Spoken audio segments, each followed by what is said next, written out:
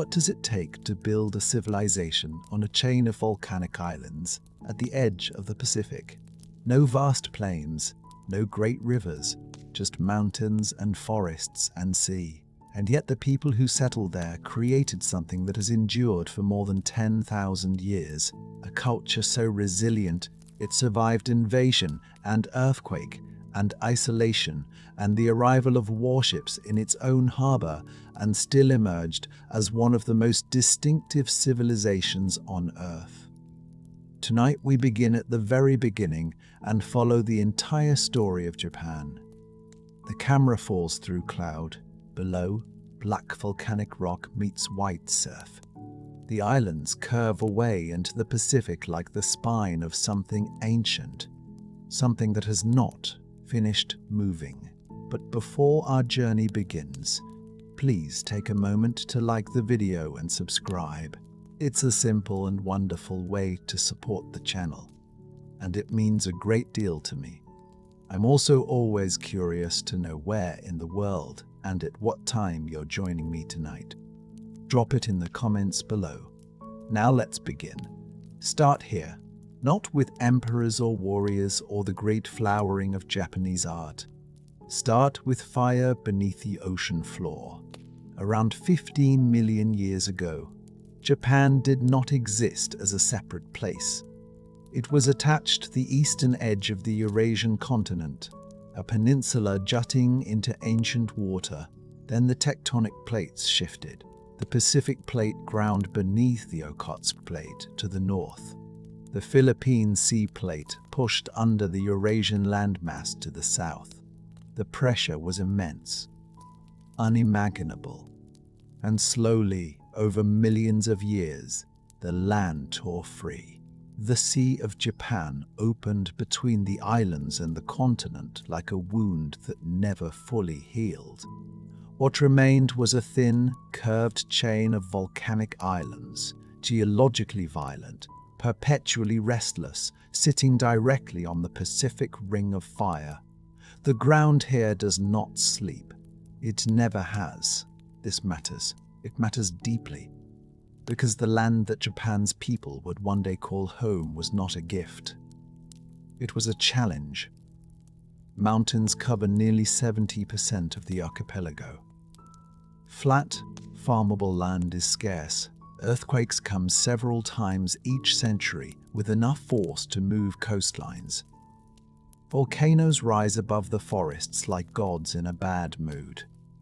And yet this impossible, precarious, fire-born chain of islands would become one of the most remarkable places human beings have ever chosen to live. The first humans arrived here long before anyone built a city or planted a field or wrote down a single word.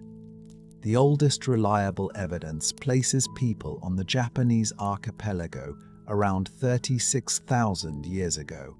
At Lake Nojiri, on the island of Honshu, archaeologists found bones, not human bones, the butchered remains of creatures that no longer walk the earth.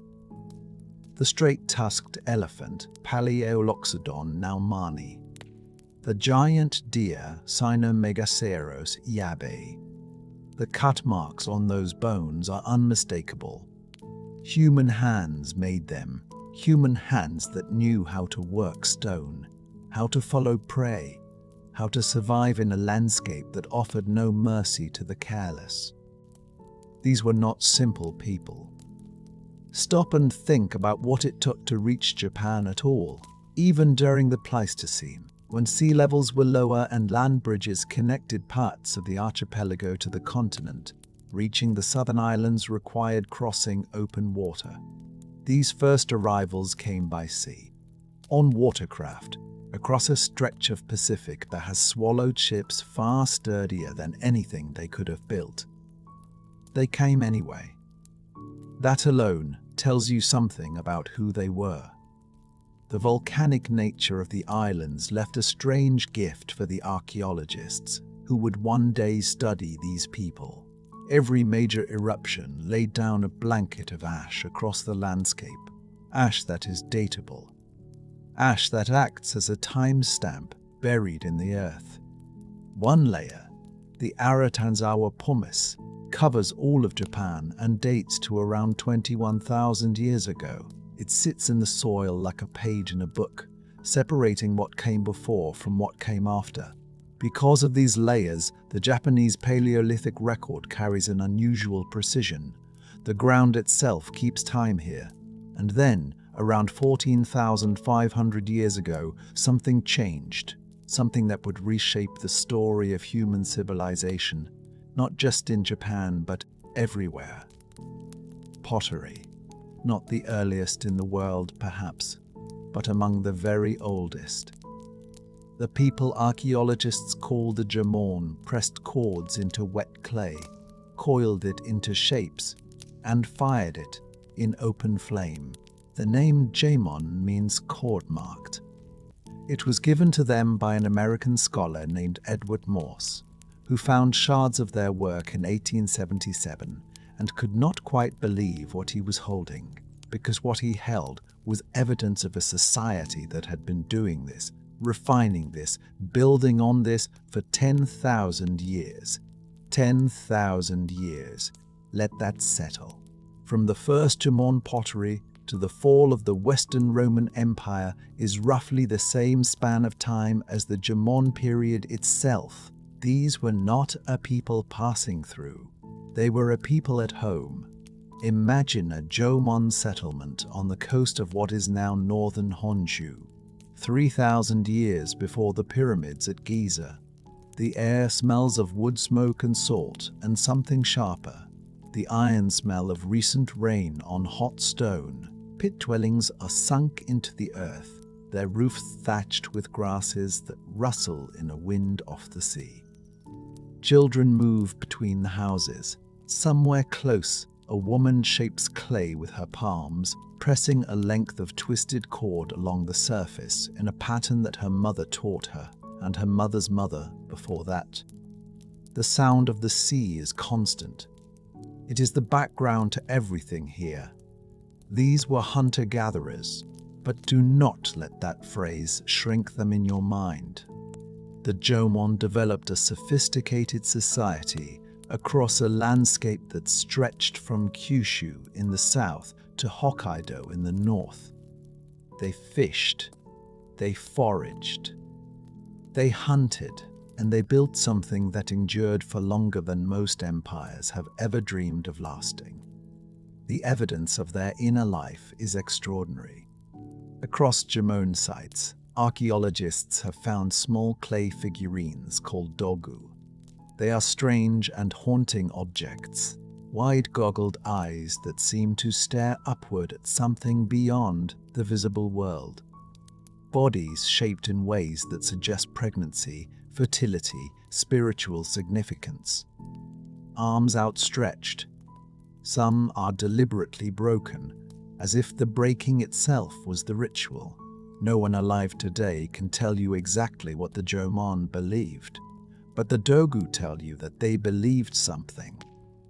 Deeply, urgently.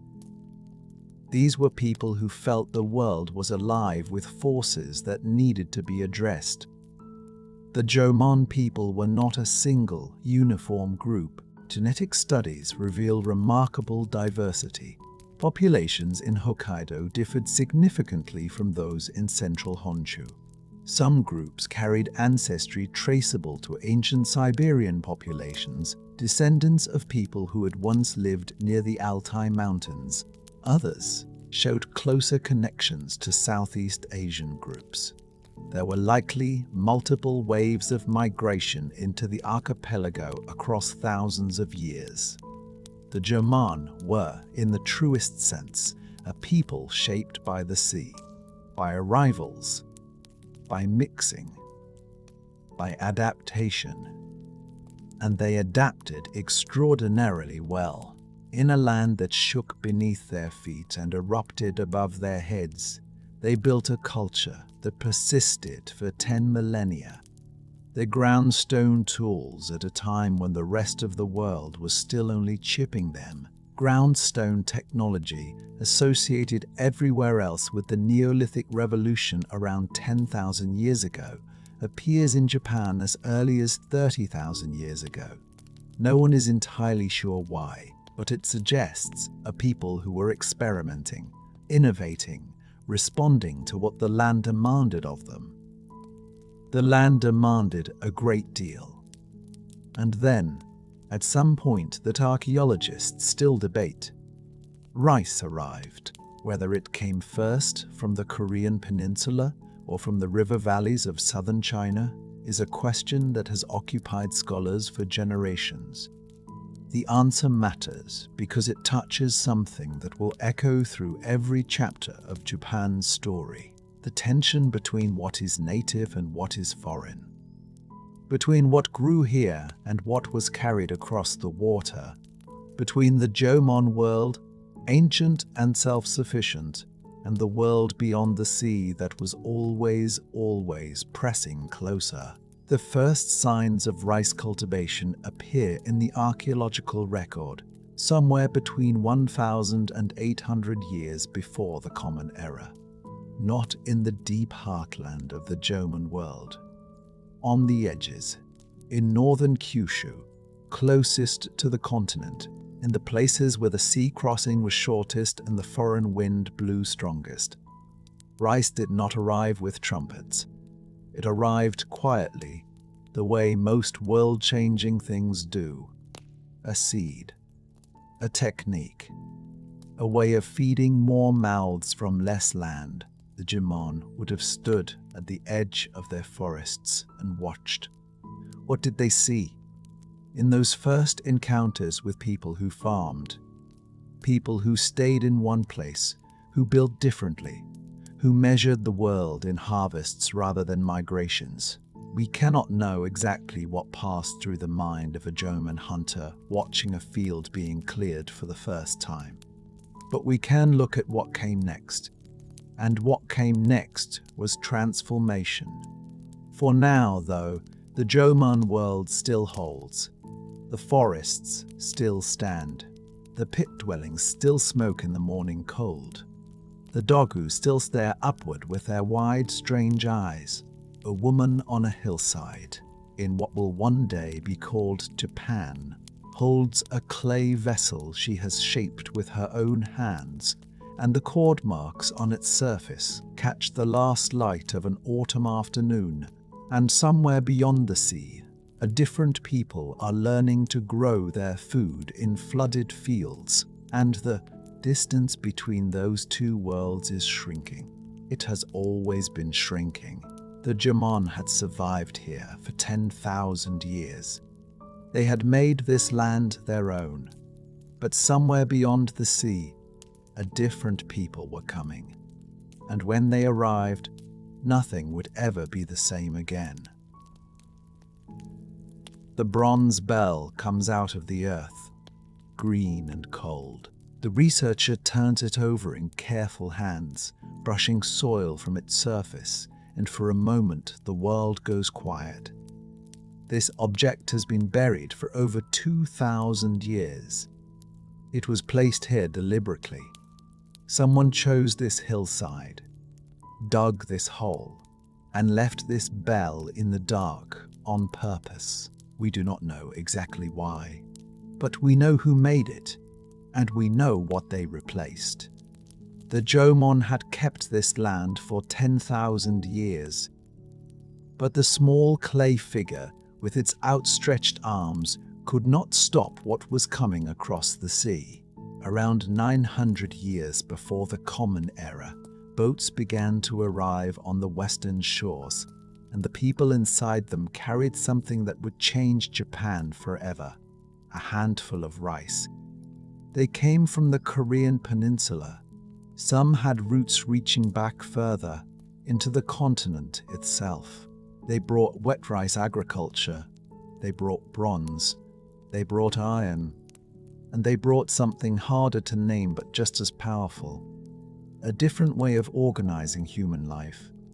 A way that said, stay here, build here, measure your world not in the movement of deer through a forest, but in the flooding and draining of a paddy field. These people would come to be called the Yayo. and within a few centuries, the islands would belong to them. But nothing about that process was clean or simple or kind. Imagine standing on a shoreline in northern Kyushu, watching a boat come in. The smell of salt water and wet wood. The sound of voices speaking a language you do not quite recognize. And these arrivals do not look entirely different from you. They have the same dark hair, but they move differently. They carry tools you have never seen, and behind them, more boats are coming. There are always more boats. The genetic evidence is brutal in its clarity. Yayoi DNA spread across the Japanese archipelago with extraordinary speed. Within centuries, the population of the islands had shifted fundamentally. The Jomon people did not vanish instantly. They retreated northward into Hokkaido, where the cold made farming harder, southward into Okinawa, where the sea provided distance. The genetic signature of the original inhabitants of this land grew smaller and smaller in the population record, pushed to the margins of a world they had built. What does that feel like from the inside? A Jomon community watching the forest cleared for the first time, watching the water channeled into flat, flooded fields, watching a way of life they had practiced for hundreds of generations become, slowly and then suddenly, irrelevant. We cannot ask them. But we can look at what happened to their rituals. The Dagor figures, those strange clay forms with their wide goggling eyes and outstretched arms, stopped being made. Not slowly, abruptly, as if someone turned off a light. One generation makes them, the next does not. Something that had carried spiritual meaning for thousands of years simply ceased. Some practices survived, changed beyond easy recognition. Phallic symbolism continued in new forms. Clay figures persisted, but shaped differently, meaning something different. A few rituals bent and adapted. Most did not. The Jomon world did not transform into the Yayoi world. It was replaced by it. And in the gaps between those two worlds, something entirely new began to take shape. The Yayoi built settled villages, permanent structures. They stored grain, and storing grain means surplus. Surplus means power, and power means someone decides who gets it. For the first time in the history of these islands, social hierarchy hardens into something structural. Leaders emerge, then chieftains, then something approaching rulers. The smell of cooking rice drifts from houses built to last, not to be abandoned when the season changes. This is a different kind of human life, more stable, more productive, and far more violent. Here is the thing about agriculture that the romantic version of history tends to leave out. Farming creates things worth fighting over. Ficked fields, stored food, territory you cannot simply walk away from. The Yayoi period brought warfare to Japan as a social institution, and the bones in the ground tell the story plainly. Skeletons with arrowheads still embedded in the ribs, skulls with blade marks, bodies that tell you without any words at all that someone decided what was theirs was worth killing for. The weapons themselves began to change in a revealing way as the period progressed. Bronze swords and spears were made in forms too large, too ornate, too impractical to actually use in combat. Weapons that were never meant to cut anything. Weapons that were meant to be seen, to be carried in ceremony, to announce the power of the person holding them. Warfare and ritual had fused into a single language. The sword was no longer just a tool. It was a statement. And then there are the bronze bells, the daku, buried alone on isolated hillsides away from any settlement. their surfaces decorated with images of deer, waterfowl, fish, boats, and rice fields. Scholars believe some were used when praying for rain. The deer appears again and again on the bells and on pottery, more than any other animal. There is even a written record from the 8th century of a ritual where seeds were sown in deer blood to speed the germination of rice.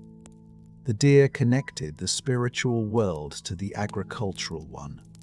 The hunt and the harvest, bound together in bronze and blood. The Yayoi carried these beliefs from the Korean peninsula, where the same connection between deer and spiritual practice appears in the archaeological record. And there is one more detail worth pausing on. The 3rd century Chinese text called the Weizhi, part of the Sangguaji Chronicles, describes the people of Wa, which is what the Chinese called the inhabitants of the Japanese islands. It says that men of importance, when they worship, simply clap their hands instead of kneeling or bowing. That gesture, that specific, unremarkable gesture of 2 palms coming together in prayer. You can walk into a Shinto shrine in Japan today and watch people do exactly that. Across 2,000 years, through every invasion and transformation and revolution this land has endured, that small act survived. The clap of 2 hands. The oldest prayer in Japan. By the 3rd century of the Common Era, something remarkable had emerged from the collision of Jomon and Yayoi worlds. Regional chieftains had risen and fallen.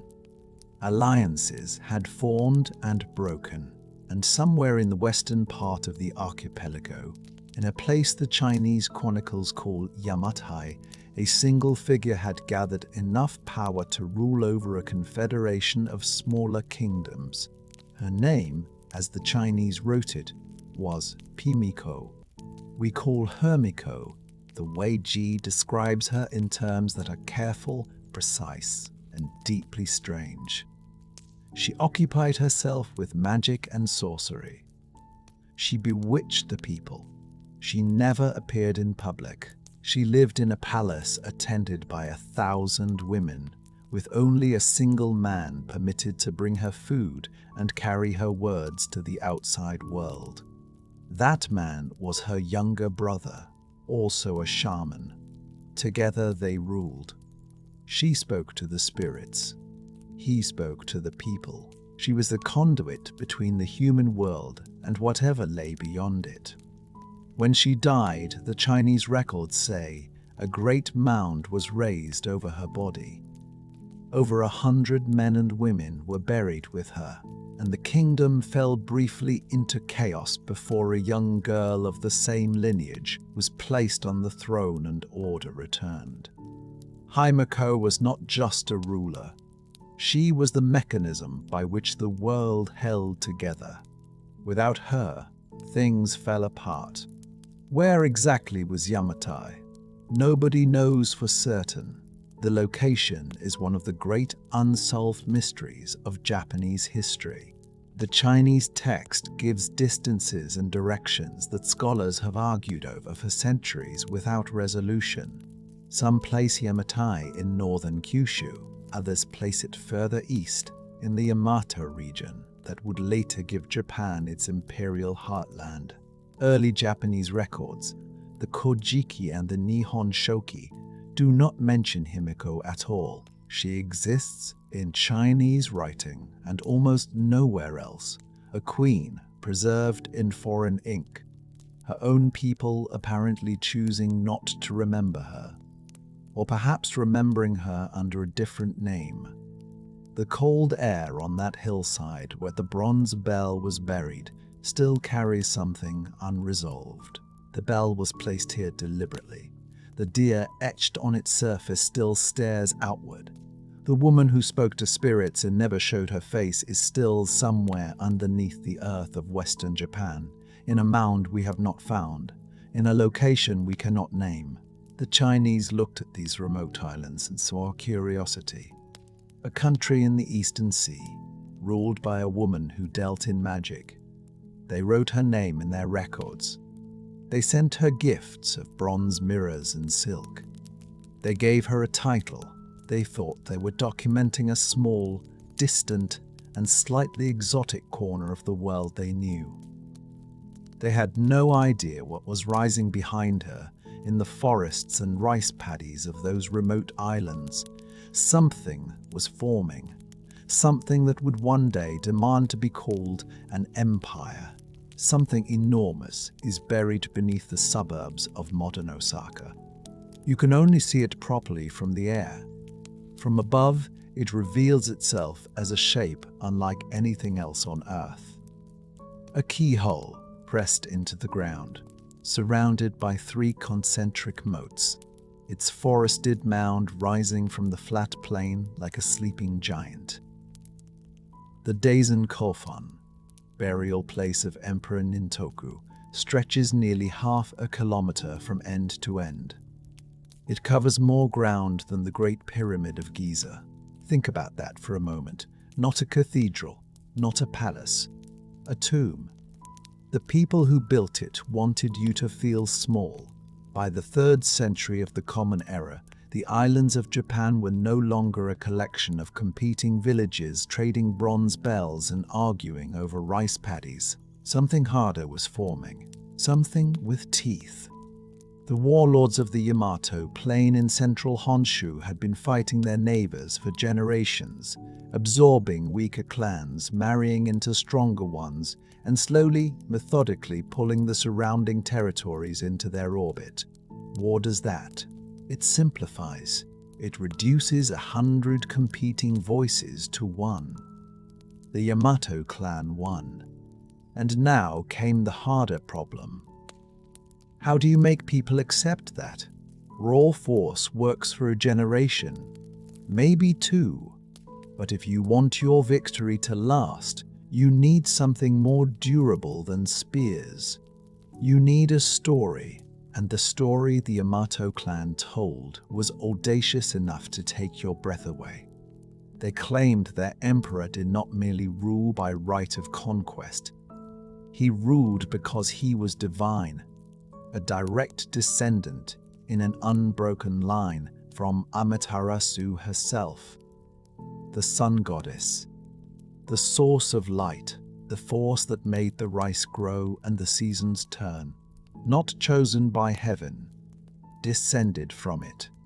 The smell of ink and cedar fills the room where scribes bend over their work, composing the chronicles that will make this claim permanent.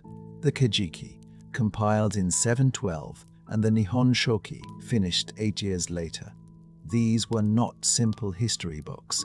They were political architecture, carefully constructed genealogies that traced the imperial line back through mythological ancestors to the gods themselves, establishing not just who the emperor was, but what he was. Something beyond argument, something beyond replacement.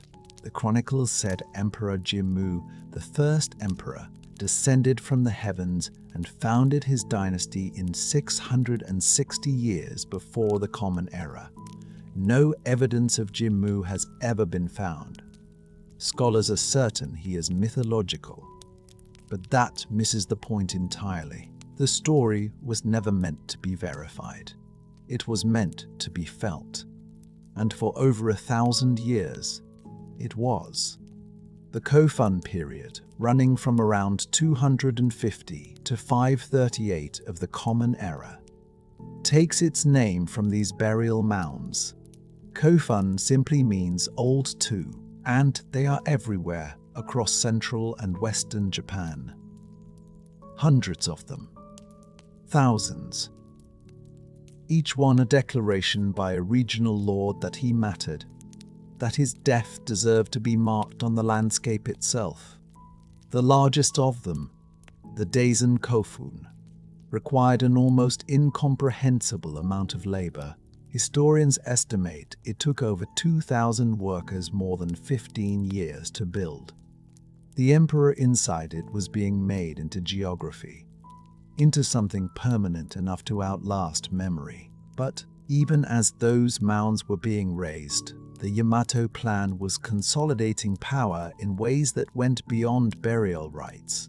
They were building a court, absorbing rival clans not by destroying them, but by giving them titles, roles, positions within a hierarchy that placed the emperor at its peak. The clans kept their identities. They kept their local influence. But now they operated within a system that made the emperor's authority the frame around everything else. It was elegant, and it was fragile. Because here is the thing about a divine emperor. The divinity requires protection. The emperor could not be seen to be wrong, could not be seen to struggle, to doubt, to bleed. So the men around him began doing the actual governing. The emperor became sacred, the court became powerful, and the gap between the two would define Japanese politics for the next 14 centuries.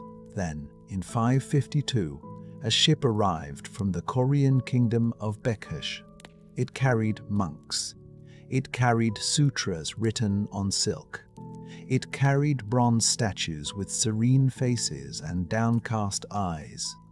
And it carried an idea that had been reshaping Asia for 500 years. Buddhism, the sound of a temple bell, low and resonant, was something no one in the Yamato court had heard before. It hung in the air differently than the sounds of Shinto ritual. It carried a different kind of weight, and it immediately split the court in two. The Soga clan saw opportunity. Buddhism brought with it Chinese administrative knowledge, Chinese writing systems, Chinese models of centralized government. Embracing it meant embracing a toolkit that could make the state more powerful. The Soga pushed hard for adoption. They built temples. They sponsored monks. They positioned themselves as the forward-looking faction, the ones willing to bring Japan into the wider world. The Mononobe clan felt something colder in their gut. They were the traditional military aristocracy, the guardians of the old ways, the keepers of the native gods. A foreign religion, they argued, would offend the kami. Disaster would follow. Plague, bad harvests, floods. The gods would turn their faces away. Both clans were right about the stakes. This was not a theological debate. It was a fight for the soul of the state. The conflict turned violent. Temples burned. Statues were thrown into canals. The air over the capital carried the bitter smell of smoke from sacred buildings. Men died for the question of which gods deserved altars. By 587, open warfare broke out between the factions. The Soga won. The head of the Mononobe clan fell in battle, and a path was cleared for the most remarkable figure of early Japanese history to step forward. Prince Shotoku was 17 years old when he fought alongside the Soga forces. He was 20 years old when he became regent for Empress Suiko in 593. He would govern Japan for the next 29 years, and in that time he would attempt something that had never been done on these islands before. He would try to build a state, not a collection of clans held together by a divine story.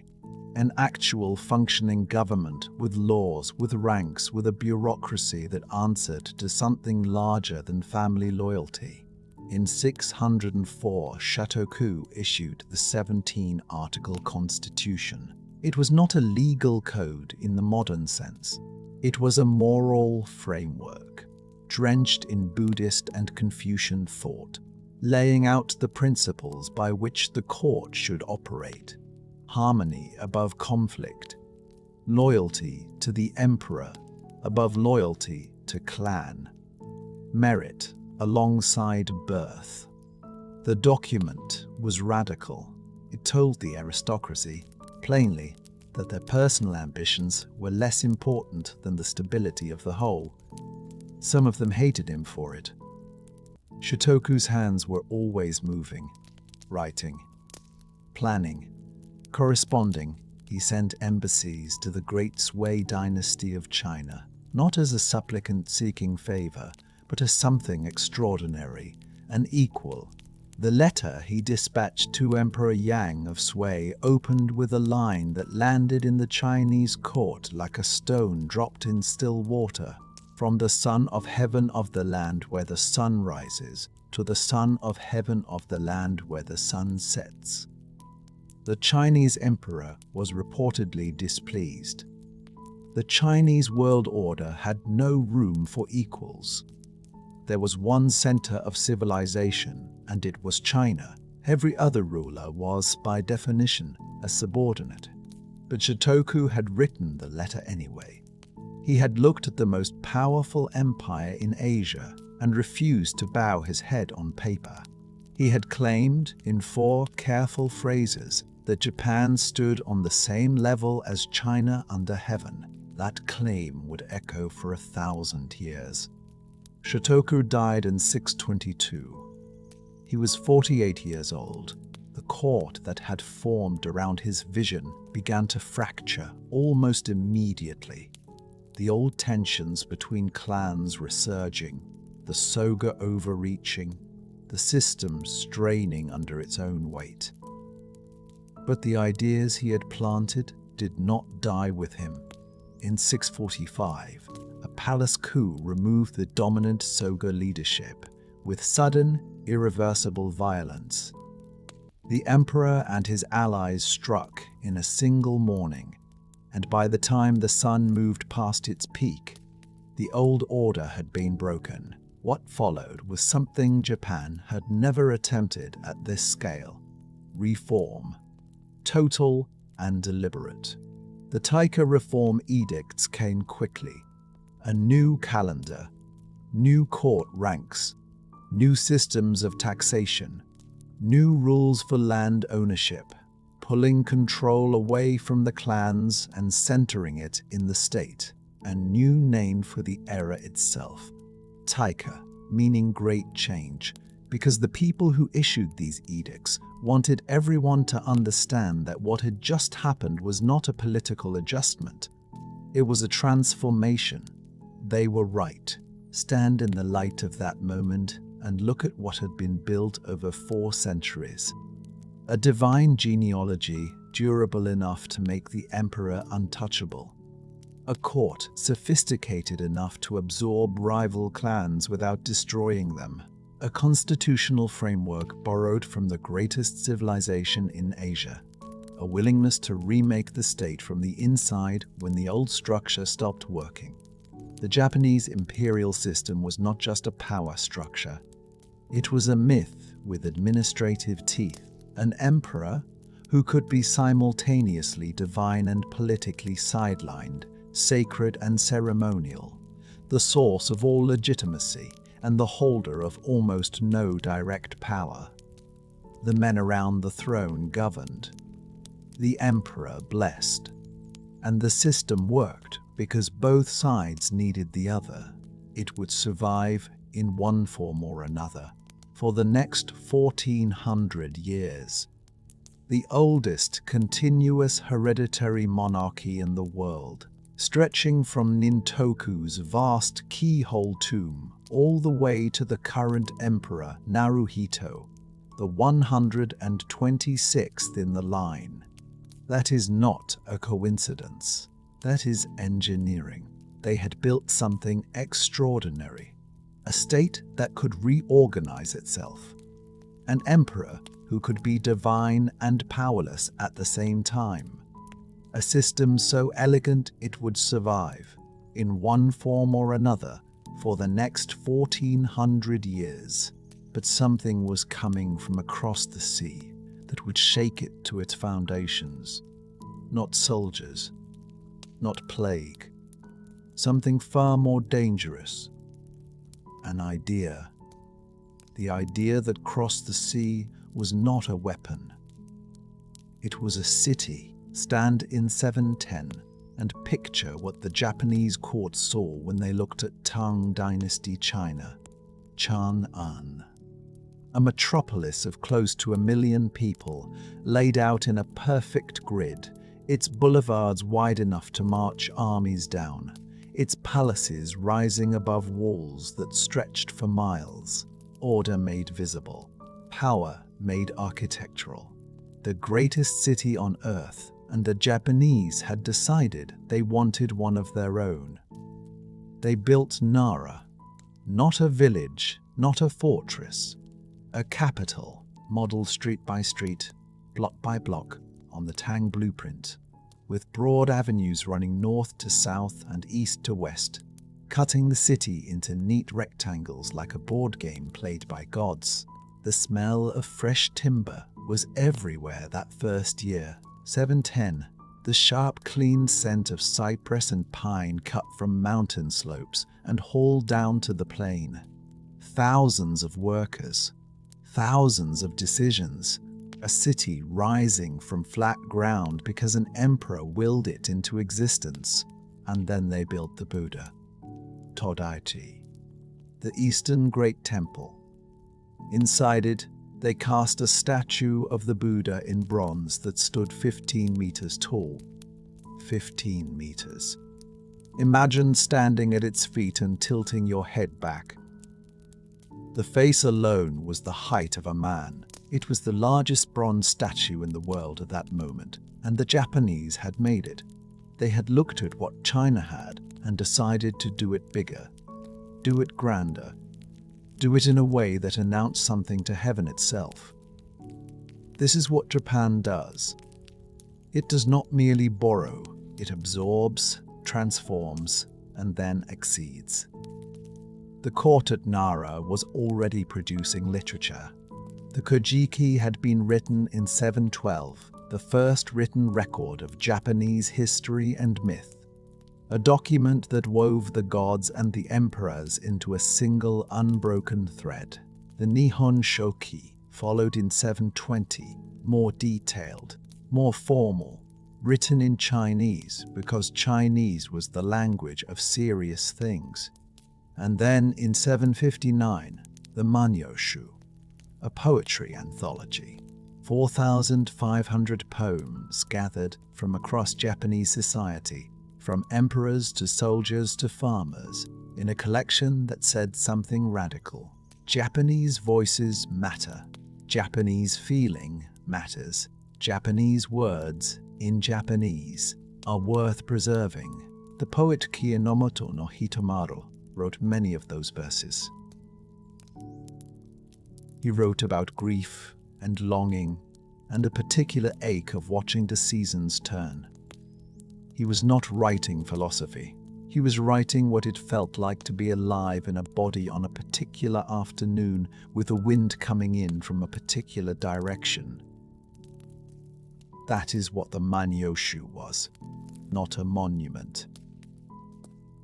A record of feeling. But Nara was only the beginning. The real flowering came later, and it came from a different city. In 794, the capital moved. The emperor shifted the court northwest to a new city, Heian-kyo, the capital of peace and tranquility, the place we now call Kyoto. It would remain the imperial capital for over 1,000 years. And in those first centuries, something happened inside its walls that no one had quite planned for. Beauty became a discipline. The Heian court was a closed world, a few thousand aristocrats living inside a city, inside a country, separated from the provinces by distance and by contempt. What they did with that separation was extraordinary. They turned inward, and what they found inside was the raw material for one of the most sophisticated cultures in human history. Poetry was not entertainment. It was currency. A nobleman who could not compose a verse on the spot, in response to the season, in response to a glance from across a room, was a nobleman who could not function socially. The scratch of a brush on paper was the sound of status being negotiated. The robes alone tell you everything. court ladies wore what was called junihito, 12-layered silk robes, each layer a different color. The combinations chosen with an eye so precise that a wrong pairing could mark you as a person of no taste and therefore no consequence. The weight of those robes was extraordinary. Several kilograms of silk draped over a body that could barely move, sitting in a lamplit room where incense burned in small clay vessels, the smoke rising in slow spirals toward a ceiling painted with clouds. That was the Heian court, a world so deliberately beautiful it had almost ceased to connect to anything outside itself. And the women were writing it all down. Here is something that still astonishes.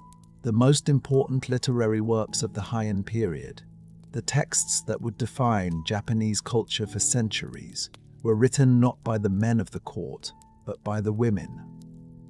The men were busy writing in Chinese, the formal language of administration and scholarship. The women, freed from that obligation, wrote in Japanese. And in writing in Japanese, they invented the tools to do it.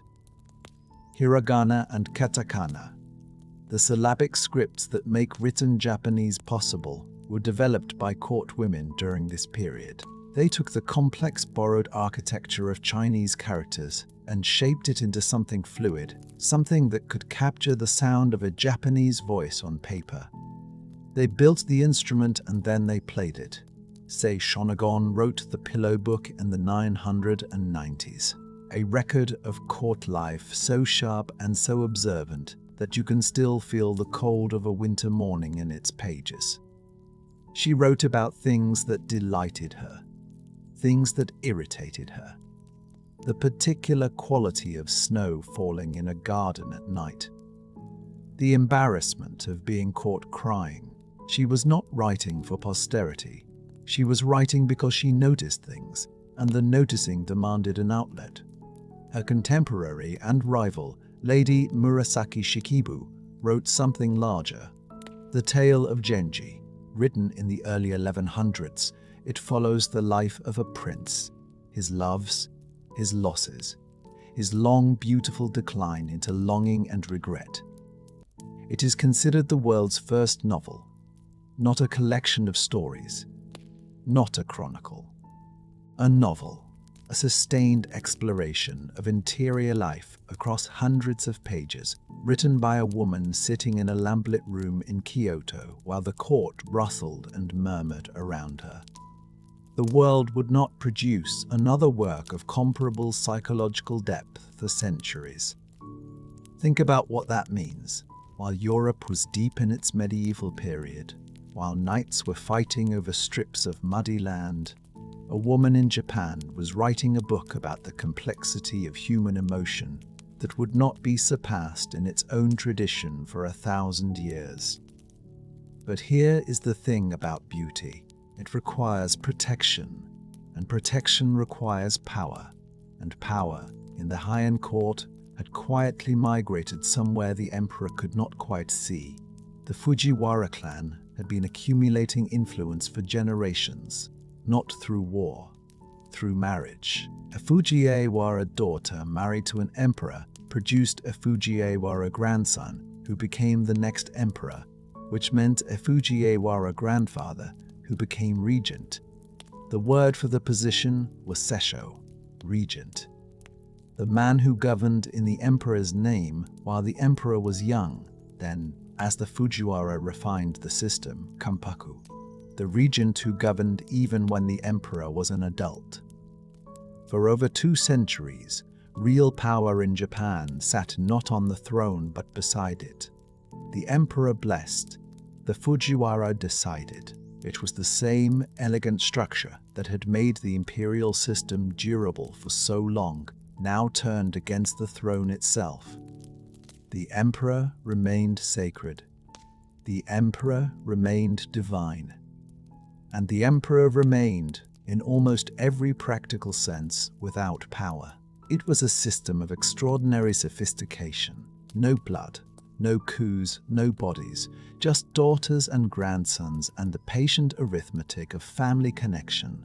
Fujiwara no Michinaga, who held effective control of the court in the early 1100s, reportedly composed a poem comparing himself to the full moon, lacking nothing.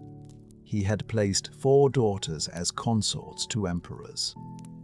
4. He was not boasting. He was simply stating a fact, but something was happening outside the gardens. The provinces were not Kyoto. Out beyond the perfumed corridors and the layered silk, Japan was a country of rice fields and mountain passes and coastlines that needed defending. The central government, increasingly absorbed in its own elegance, had gradually reduced its capacity to project force into the regions. Tax collection required men who could enforce it. Estate defense required men who could force it, and so the landowners of the provinces had begun raising private armies. These men were different from the court nobles. They rode horses. They wore armor. Their hands were calloused from bowstrings, not brushes. They had spent generations learning to fight in terrain the court had never visited, against enemies the court had never named. They were developing something the court did not have a word for yet: a warrior ethic, a set of values built around loyalty, endurance, and the willingness to die. They called themselves samurai, servants. But the word would come to mean something else entirely. The court did not ignore them. The court used them. When a rival clan needed suppressing, when a province needed pacifying, the aristocrats of Kyoto dispatched these warriors like tools. They were effective tools. They came back victorious. They went home to their provinces and trained harder and raised larger armies and waited. The structural shift was slow. It took generations, but it was irreversible. Real military power was moving away from the capital, pooling in the hands of men who had never composed a verse in their lives and did not care that they hadn't. The Fujiwara controlled the court, but the court no longer controlled Japan. Not entirely, not anymore. The Manyoshu had recorded the voices of farmers and soldiers. The tale of Genji had mapped the interior landscape of aristocratic longing. The Pillow Book had preserved the texture of a world so refined it had almost become abstract. These were extraordinary achievements, a civilization at its most self-aware, most articulate, most exquisitely itself. But civilizations do not live in books. They live in the material world, where rice must be harvested and borders must be held, and men with swords make decisions that no poem can reverse. Somewhere out in the dark beyond the palace walls, a horse is moving at speed through rain. The rider does not look at the gardens as he passes. He does not think about the incense, or the layered silk, or the moon above the rooftops. He has ridden hard from a province where 2 warrior clans have been fighting over land, and he carries news that the court will not want to hear. His armor is cold against his chest. His hands are steady on the reins.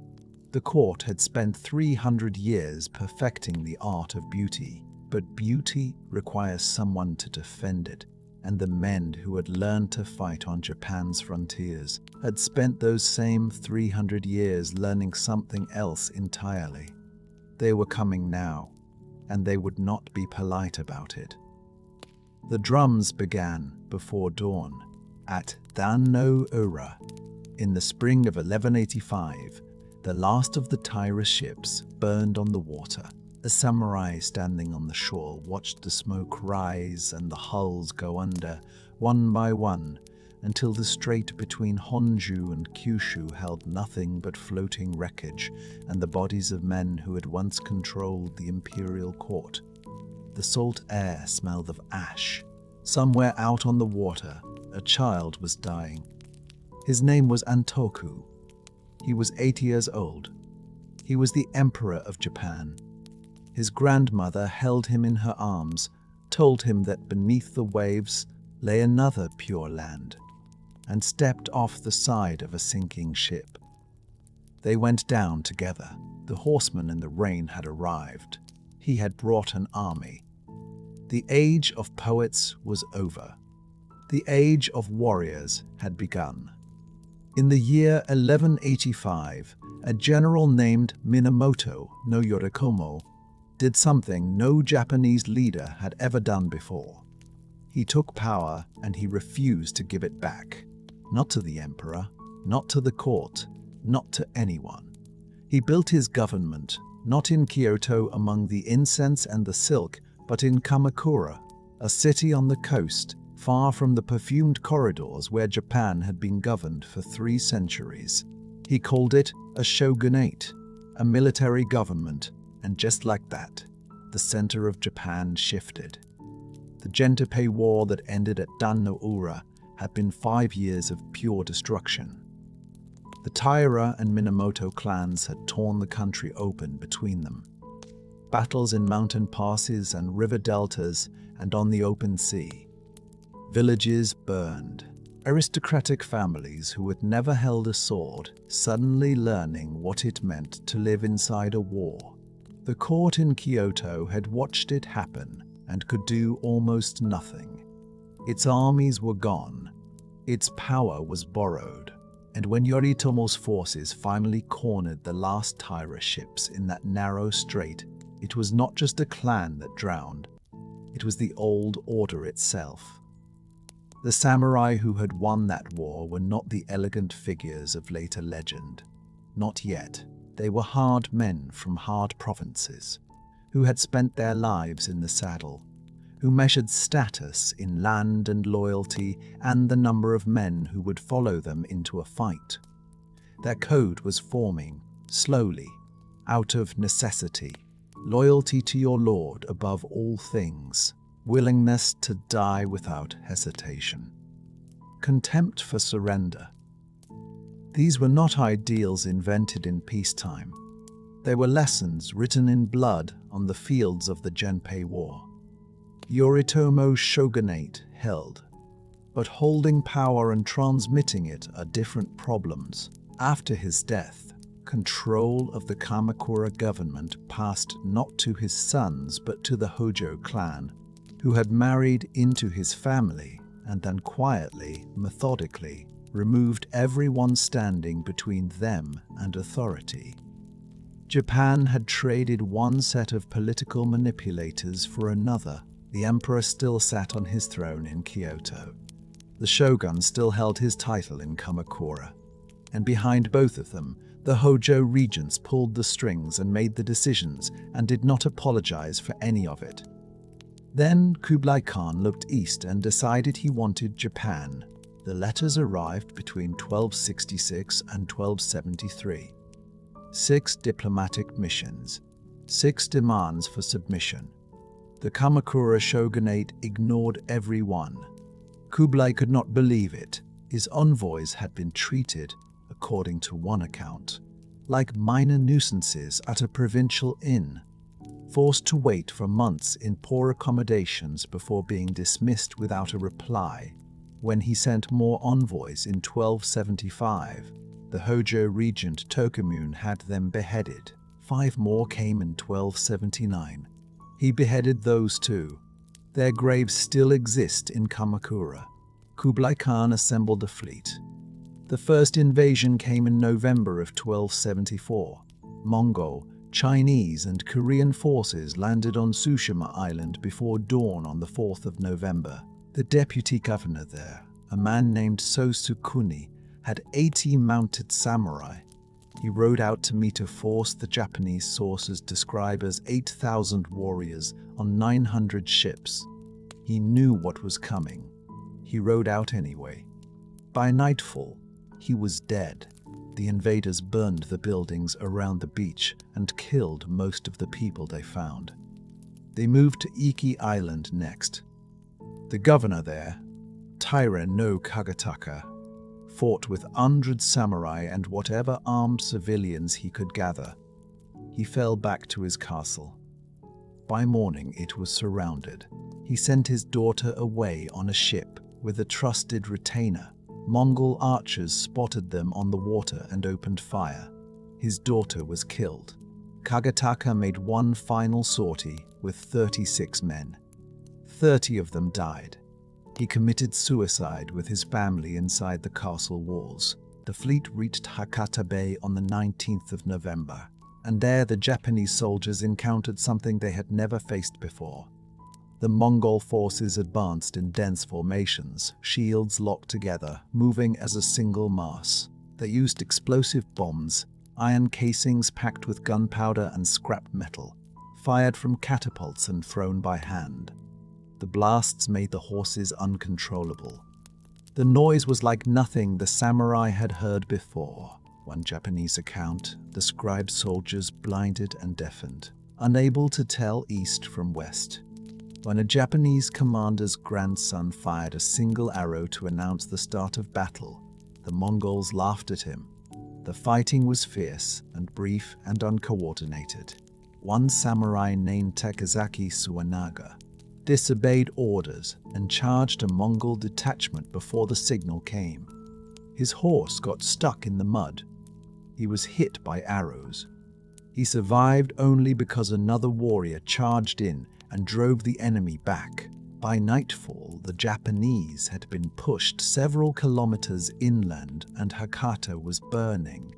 Then the storm came. A sudden wind from the east in the night drove the Mongol fleet from the bay. Some ships were wrecked on the rocks. Around 13,500 men from the original invasion force did not return to Korea. Whether the storm struck in the bay or caught the fleet already at sea is unclear. What is clear is that Japan had survived. The Hojo regent in Kamakura ordered the construction of a stone defensive wall along Hakata Bay, 2 meters high, stretching across the expected landing points. Stakes were driven into riverbanks and shorelines. The samurai of Kyushu were reorganized and drilled. Everyone knew the Mongols would come back. They came back in 1281, this time with 2 fleets, one from Korea, one from southern China, converging on Japan with a combined force of soldiers and sailors that sources put anywhere from 70,000 to 140,000 men. The true number remains debated, but even the most conservative estimates describe an armada that dwarfed the first invasion. More than 1,500 ships. The largest seaborne force ever assembled in the medieval world. The Eastern Fleet attacked Tsushima and Iki again. They landed at Hakata Bay and found the defensive wall waiting. Their ships came ashore and could not get past it. Volleys of arrows drove them back. The invasion force occupied offshore islands and waited for the southern fleet to arrive. Japanese samurai launched night raids on small boats, cutting through the darkness, smelling of salt water and burning wood, boarding enemy ships in the dark and fighting hand-to-hand on unfamiliar decks. One man, Kusano Jiro, boarded a Mongol ship alone, set it on fire, and took 21 heads. Kawano Michiari led a daylight raid with 2 boats. His uncle was killed by an arrow the moment they came alongside. Michiari was wounded in the shoulder and the left arm. He kept fighting. He killed a Mongol warrior on the deck and was rewarded as a hero. The 2 fleets joined. A 2-week battle entered a stalemate. The Mongol commanders chained their ships together to create defensive platforms. The Japanese raids continued through the nights. The emperor in Kyoto went in person to the Hachiman shrine and prayed for the country to be saved. He offered his own life in exchange. On the 15th of August, 1281, a typhoon struck the combined fleet at anchor. The Korean and southern Chinese mariners tried to reach Imari Bay. The storm destroyed them there. Soldiers were left drifting on wreckage or washed onto beaches. where the Japanese killed everyone they found except the southern Chinese, whom they spared and enslaved. The Mongol commander Fan Wenhu took the best remaining ships and sailed away, leaving more than 100,000 men behind to die or be captured. Of the nearly 27,000 Koreans who had sailed with the Eastern Fleet, more than 7,500 did not come home. Chinese and Mongol sources record a casualty rate of 60 to 90%. The Japanese had a name for the storms: kamikaze, divine winds. And they drew a conclusion from those two typhoons that would echo through their military culture for 700 years. Japan was protected. The gods themselves would not allow this island to fall. That belief had consequences. It made Japan bold. It also made Japan brittle in ways that would not become clear until the 20th century. The Kamakura shogunate survived the Mongol invasions, but did not survive them well. The war had been defensive. There was no conquered land to distribute as reward. The samurai who had fought and bled and raided enemy ships in the dark went home without payment. Loyalty required reward. Without it, the system cracked. In 1333, Emperor Go-Daigo seized the moment and destroyed Kamakura rule entirely. He wanted to restore genuine imperial power. He called it the Kemu Restoration. It lasted 2 years. The samurai who had helped him overthrow the shogunate decided they preferred a shogunate. A general named Ashikaga Takauji turned against Go-Daigo, drove him from Kyoto, and installed a rival emperor on the throne. Go-Daigo fled to the mountains of Yoshino and established his own court. For nearly 60 years, Japan had 2 emperors simultaneously, each claiming legitimacy, each supported by different factions of warriors. The period is called Nanbokucho, the northern and southern courts. It was, even by Japan's standards, extraordinarily complicated. The Ashikaga shogunate that emerged from this chaos eventually reunified the imperial line in 1392. But the Ashikaga were never able to fully control the provinces. Their authority in Kyoto was real. Their authority beyond Kyoto was real. Their authority beyond Kyoto was increasingly theoretical. Power was leaking outward into the hands of regional lords called daimyo, men who controlled castles and armies and rice and did not particularly need permission from anyone in the capital. In 1467, 2 factions of daimyo went to war with each other in Kyoto itself. The Noon War lasted 10 years and turned the capital into rubble. Kyoto burned.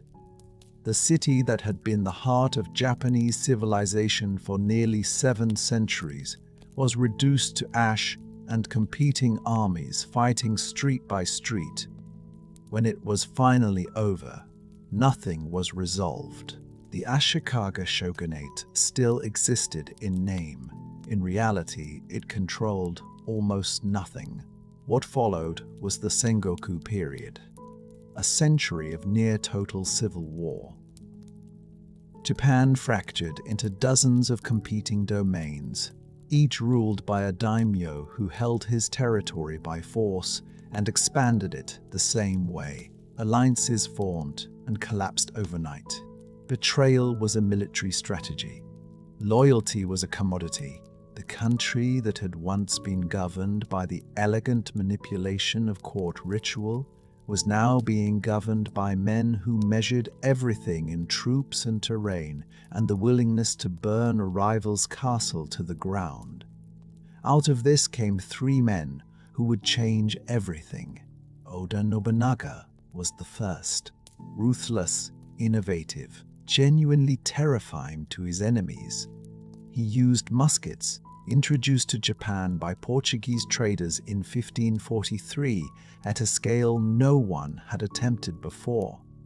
He broke the power of Buddhist military forces that had become political players.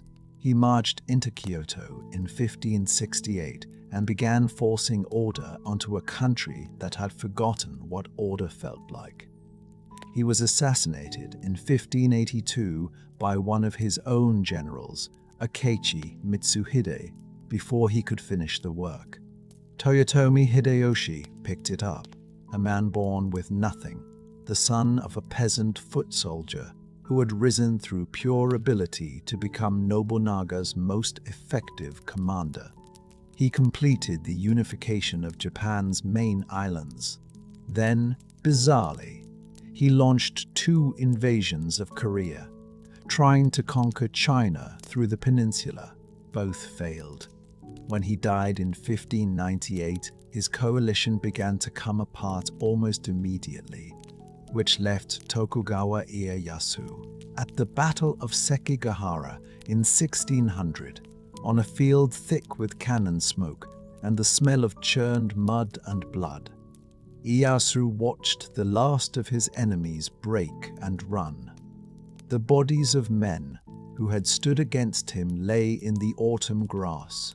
He had been waiting for this moment longer than most men would have the patience to endure. He had watched Nobunaga die. He had served under Hideyoshi and outlasted him.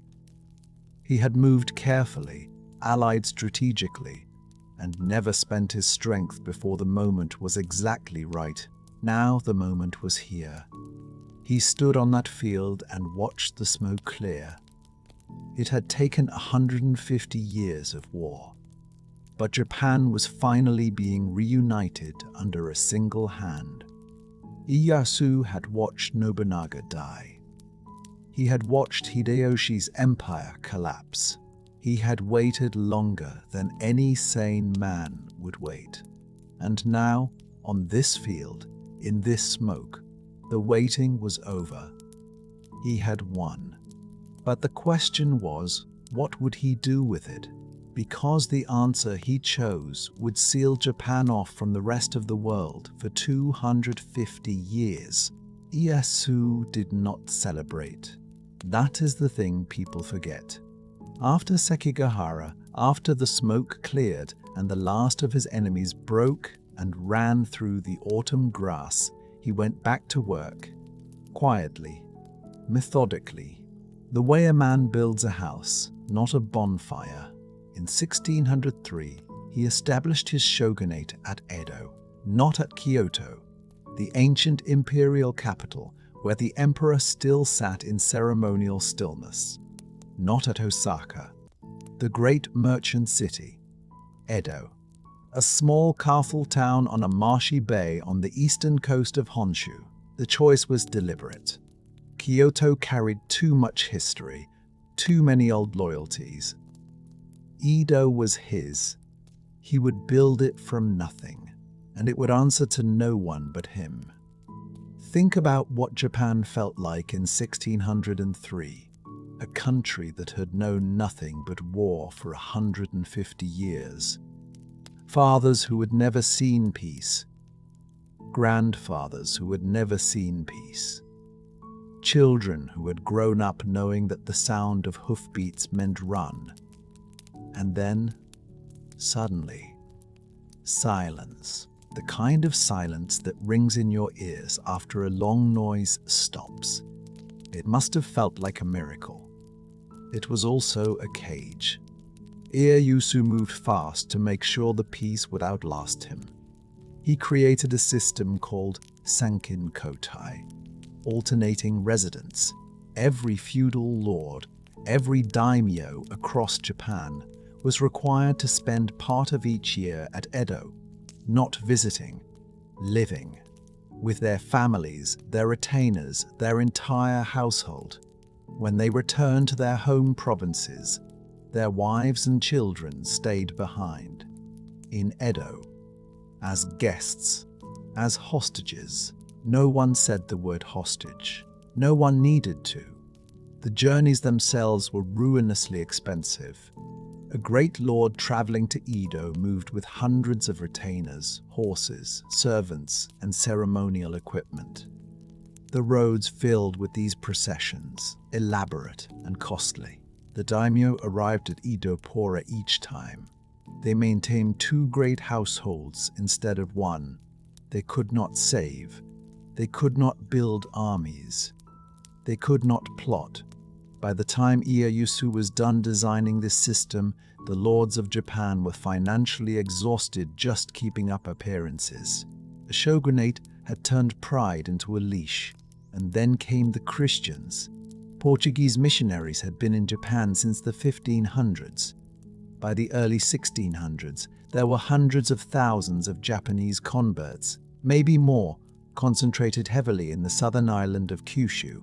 The shogunate watched this with growing unease. Christianity was not simply a religion. It came with European traders, European guns, and European ideas about where authority ultimately came from. Not from the shogun, not from the emperor, from God. That was a problem Ieyasu could not tolerate, and his successors tolerated even less. The persecution began slowly, then accelerated into something brutal. Missionaries were expelled. Converts were ordered to renounce their faith. Those who refused were tortured, crucified, burned.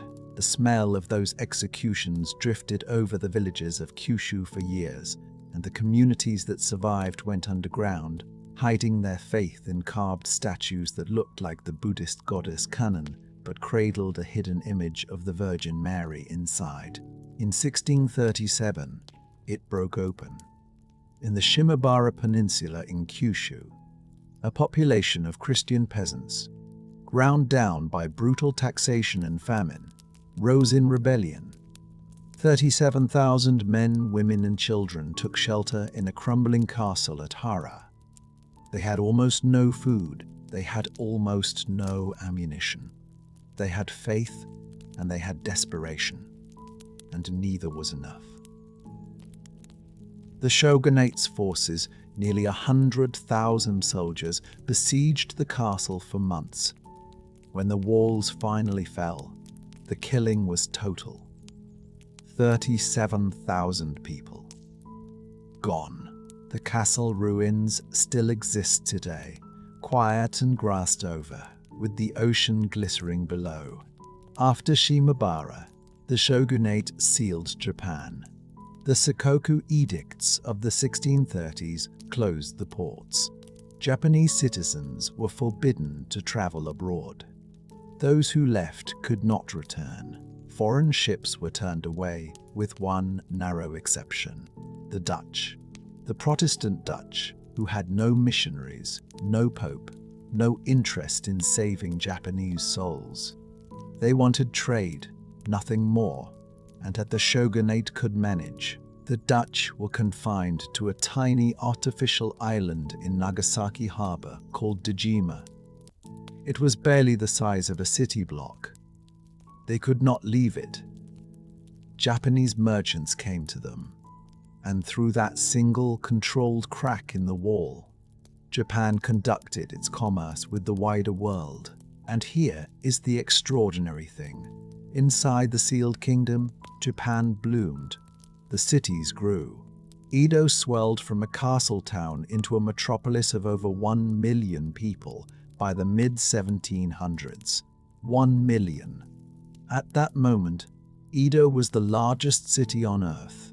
London had perhaps 700,000. Paris fewer. The streets of Edo smelled of cedar wood and grilled fish and the ink of freshly printed woodblock sheets drying in the morning air. The city was loud with the sound of construction, of merchants calling out prices, of shamisen music drifting from tea house windows. A new culture erupted from this urban energy. Kabuki theater packed its wooden playhouses with audiences who stamped and shouted for their favorite actors. Ukiyo-e woodblock prints, images of actors, courtesans, wrestlers, and the famous floating world of pleasure and spectacle spread through the city in their thousands. A single design could be printed and sold to working people who could never have afforded a painting. Art became democratic, the merchant class, officially the lowest rank in the Confucian social hierarchy, just above outcasts, had the most money. They spent it on beauty, on entertainment, on the culture that the rigid samurai class was too proud to admit it also loved. A wandering poet named Matsuo Basho walked the roads of Japan in the 1680s and wrote haiku, so spare and precise that they still stop people cold 300 years later. He traveled light, a thin robe, worn sandals, the sound of rain on a thatched roof at night, and he turned those small sensory moments into something that felt like the universe breathing. A frog jumps into an old pond. The sound of water. That is the whole poem. That is enough. But beneath this extraordinary flowering, the foundations were cracking. The samurai class had been built for war. In 2.5 centuries of peace, war never came. A samurai in 1650 was a warrior with a function. A samurai in 1750 was a bureaucrat with a sword he never drew, collecting a rice stipend that bought less each decade as the economy shifted around him. Many fell into poverty. Some sold their swords. Some sold their status.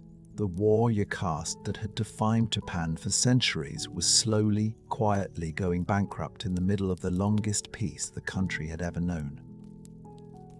The peasants had it worse. Rice was the foundation of the entire economy, taxed at roughly 40% of the harvest, and traded at markets in Edo where daimyo used forward contracts to sell it before it was even grown. When the harvests failed, and they did fail, in cycles of terrible regularity through the 1700s and early 1800s, the countryside starved.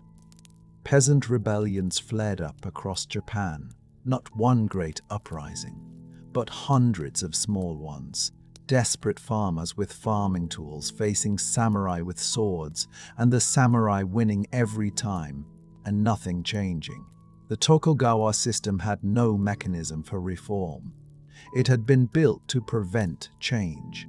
That was its genius and its fatal flaw, and at Dejima, the Dutch traders brought more than silk and copper. They brought books.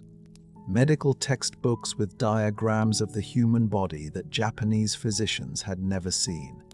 Astronomical charts showing a universe that moved according to laws, not spirits. Maps of a world that had been reshaped by European navies and colonized by European flags. Japanese scholars, a small and quietly daring group, learned Dutch specifically to read these books. They called it Rangaku, Dutch learning. They studied geography, medicine, natural sciences, astronomy, and mechanical sciences. They did it in private, carefully, because the shogunate was not enthusiastic about its subjects learning too much about the world it had locked them away from. One of those scholars sits at his desk on a cold Nagasaki night, a Dutch book open in front of him, a single oil lamp casting yellow light across diagrams of machines he has never seen, surgical instruments he has never touched. He traces the lines with one finger. His hand is cold. The ink smells sharp and foreign. Outside the harbor, the darkness is complete. The sea invisible, the horizon gone. He does not know what those machines will eventually mean for Japan, but he keeps reading.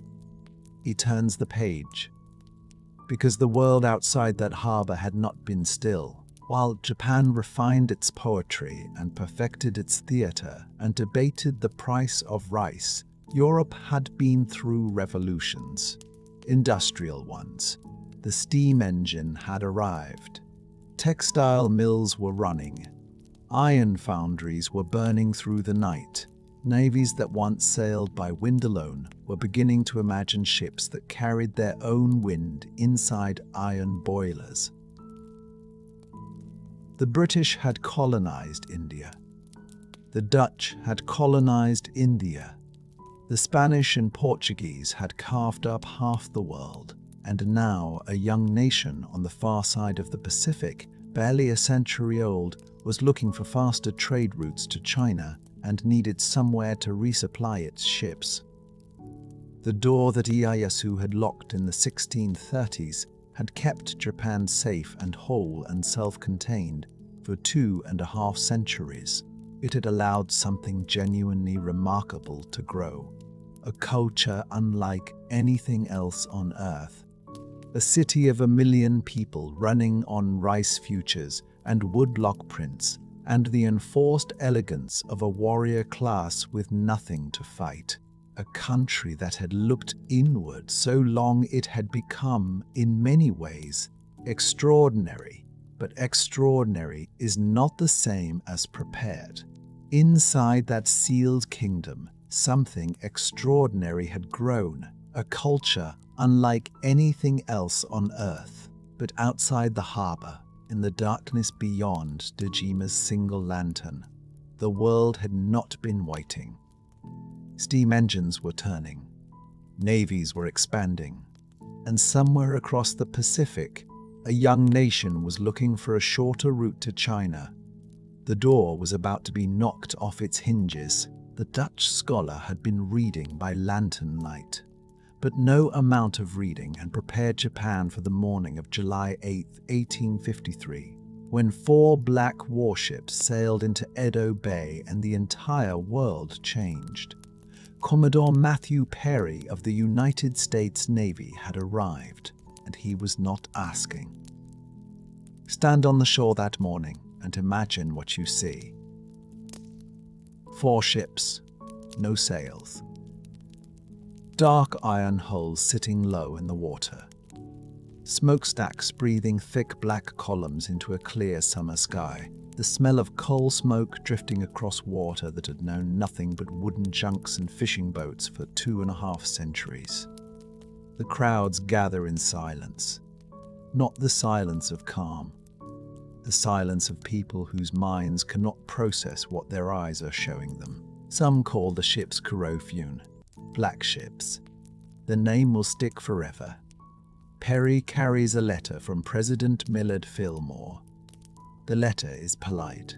It asks Japan to open its ports to American ships, to allow trade, to guarantee the safety of shipwrecked American sailors. It is written in the language of diplomacy. But 4 steam-powered warships in your harbor is not diplomacy. It is a fist wrapped in silk. The shogunate does not know what to do. That paralysis is itself the answer. For 230 years, the Tokugawa system had rested on a single promise. We will keep you safe. We will keep the outside world outside. And now the outside world is sitting in Edo Bay with cannons pointed at the city, and the shogunate's coastal artillery could not stop a single one of those ships. Everyone in Edo knows it. The samurai officials who ride down to the shore look at those smokestacks and feel something cold move through them. Not fear exactly, something worse. The recognition that everything they were trained to protect has already been lost. Perry leaves. He says he will return for his answer. He comes back in February of 1854 with 10 ships this time. The shogunate signs. The Convention of Kanagawa opens 2 ports to American ships. More treaties follow. With Britain, with Russia, with France, with the Netherlands. The terms are humiliating. Foreigners gain the right to live in Japan under their own laws, not Japanese ones. Japan cannot set its own tariffs. The country that had sealed itself for generations is now cracked open, and the crack is widening by the month. The anger that rises from this is volcanic, and it does not turn only outward toward the foreigners. It turns inward, toward the shogunate that failed to stop them. A movement takes shape in the shadows, in the domains of Choshu and Satsuma, among young samurai who had grown up believing the warrior class was the backbone of the nation. Their slogan is 4 words: Sono Joy, revere the emperor, expel the barbarians. The emperor, they say, is the true heart of Japan. The shogunate is a usurper, and the foreigners must go. What follows is a decade of blood. Foreign officials are cut down in the streets. Pro-Western reformers are assassinated on the road between Edo and Kyoto. In 1862, a British merchant named Charles Richardson rides his horse too close to the procession of a Satsuma lord and refuses to dismount. Satsuma samurai cut him from his saddle. Britain responds by shelling the Satsuma capital of Kagoshima the following year.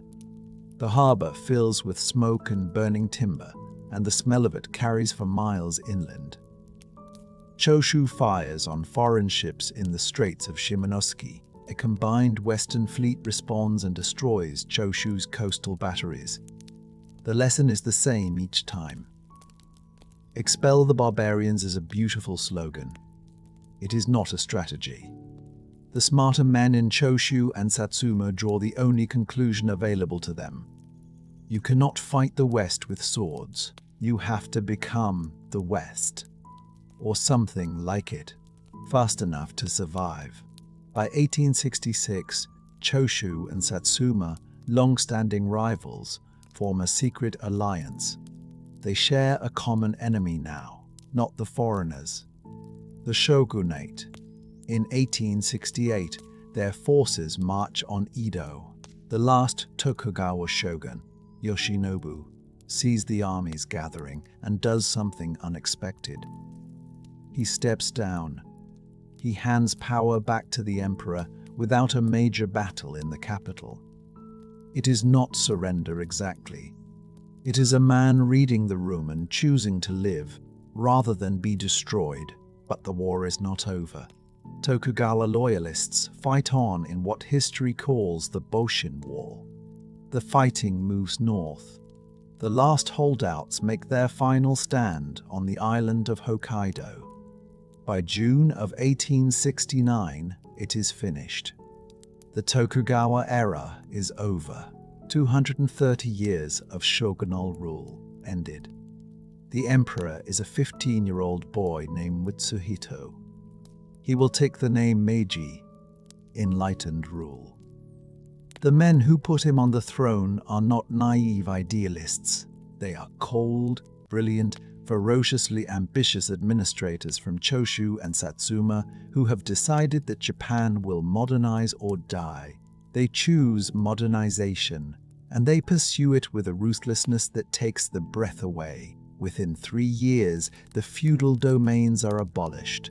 The lords who had ruled their territories for generations hand back their land to the new government. Some do this willingly, some do not. The samurai class, over 1 million men who had defined Japanese identity for 7 centuries, lose their stipends. They lose the right to carry swords in public. They lose everything that made them what they were. A class built over 1,000 years is dismantled in a decade. Think about that. Your entire identity, your family's reason for existing, stripped away by a government decree while you are still alive to watch it happen. The Meiji government sends missions to Europe and America. They come back with notebooks full of everything. Prussian military organization, British naval architecture, French legal codes, American educational systems. They are not copying blindly. They are selecting, taking what works, leaving what does not fit. Railroads begin to appear. The first line between Tokyo and Yokohama opens in 1872. Telegraph wires stretch across mountains that had carried only foot messengers for centuries. A national conscript army replaces the samurai system. Not warriors born into their role. Citizens trained for it. universal, meritocratic, modern. The transformation is staggering in its speed. You have to hold two truths at once to understand it. It is one of the most extraordinary acts of collective will in human history. A nation choosing to remake itself entirely from the inside out in a single generation. And it is also a kind of violence. The old Japan does not go quietly. The men who built the Meiji government did not all agree on what they were building, and one man more than any other embodies the contradiction at the heart of the whole project. His name is Saigo Takamori. He is from Satsuma. He is enormous by the standards of his era, broad-shouldered and heavy-featured, with eyes that people describe as carrying something unsettled in them. He had been one of the key architects of the Meiji Restoration. His military leadership had broken the Tokugawa resistance. Without Saigo, the new Japan might not have existed at all. And now, he watches the new Japan take shape, and something in his chest goes cold. He does not believe Japan should have remained closed. He is not a reactionary in that simple sense. What he cannot accept is the specific trade being made. The Meiji government is not just borrowing Western technology. It is borrowing Western values. Western dress, Western customs. The samurai are being told that everything they were, everything their fathers were, has been made obsolete by a government decree. Former warriors are becoming bureaucrats. The sword is becoming a museum piece. And the men who had fought to restore the emperor's honor are being pushed aside by administrators who care more about import tariffs than about honor. In 1873, Saigo resigns from the government over a dispute about Korea. He goes home to Kagoshima. He opens a school.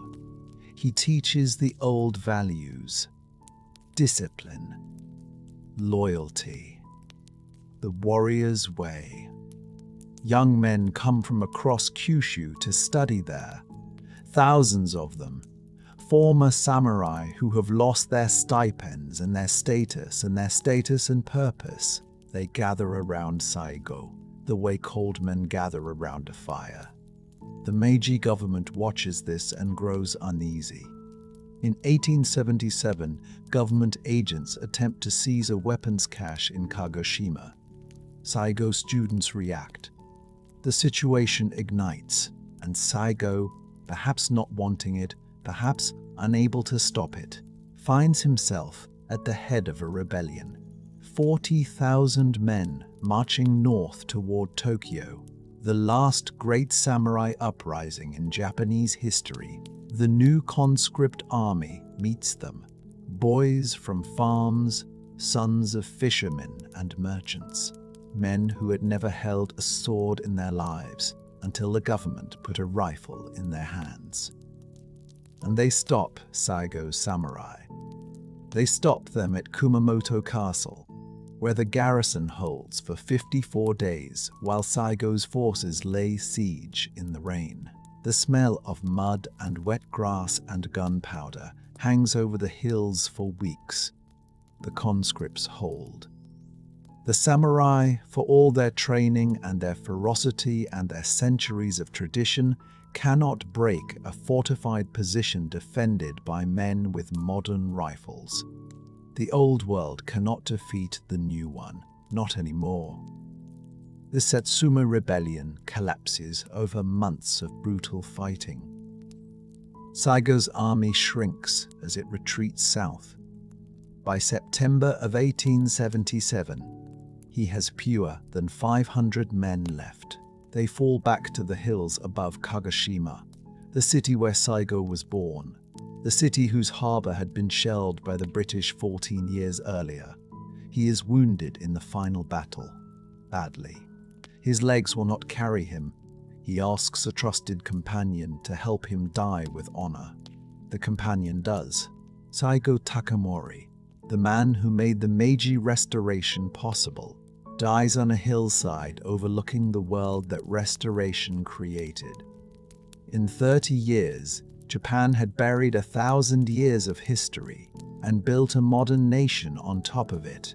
But the men who had made that transformation possible could not always survive it. Saigo had fought for Japan and then watched Japan become something he no longer recognized. His death was the punctuation mark at the end of the old world. The new world was already accelerating past him, and it was headed somewhere no one had imagined, toward war. The crowds filled the streets of Tokyo. Soldiers marched through confetti and noise, through the smell of chrysanthemum garlands and burning incense, through a city that cannot contain its own pride. The year is 1905. Japan has just defeated Russia. Not a small power, not a neighboring rival. Russia, the largest empire on earth. And the men coming home through those streets had done it. Think about what that meant, not just to Japan, to the entire world. No Asian nation had ever done this in the modern era. The Western powers had spent a century drawing the map of the world in their own colors, planting their flags in other people's soil, telling themselves it was the natural order of things. The strong ruled, the civilized led, and the civilized led, and the civilized, they had decided, looked like them. Then Japan sank the Russian fleet at Tsushima and the map cracked. The victory was total. At the Battle of Tsushima in May of 1905, Admiral Togo's fleet destroyed the Russian Baltic Squadron, which had sailed 18,000 nautical miles around the world to reach those waters. 8 Russian battleships lost, more than 5,000 Russian sailors dead.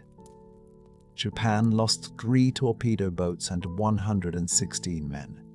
The numbers are almost impossible to believe. Across Asia, from India to Vietnam to Egypt, people who had lived under the boot of European empire read the news and felt something shift inside them. Sun Yat-sen said it plainly.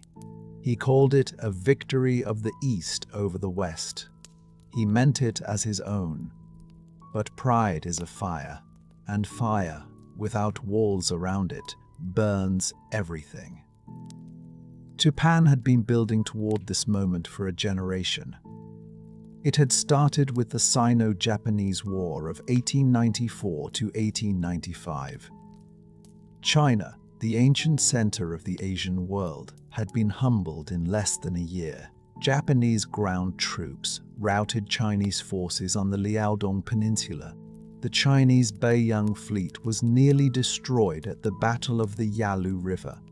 Japan won Taiwan. Japan won Taiwan. Japan won prestige. And then Russia, Germany, and France stepped in together and told Japan to give back the Liaodong Peninsula. 3 great powers. 1 ultimatum. Japan had no choice but to swallow it. The taste of that humiliation never left. A decade later, Japan took its revenge.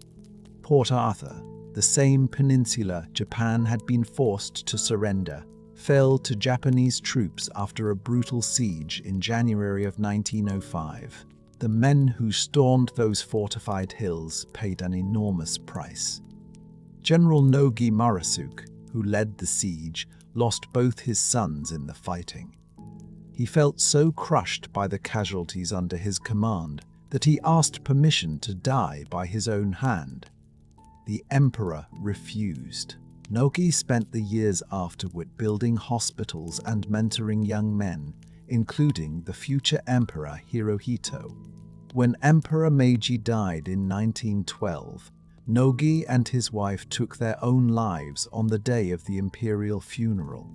He could not outlast the emperor he had served, that is, the Japan that won the Russo-Japanese War, a nation of extraordinary discipline, extraordinary sacrifice, a nation that had done everything the Western powers said it could not do, and the Western powers still would not treat it as an equal. Japan entered World War I on the Allied side.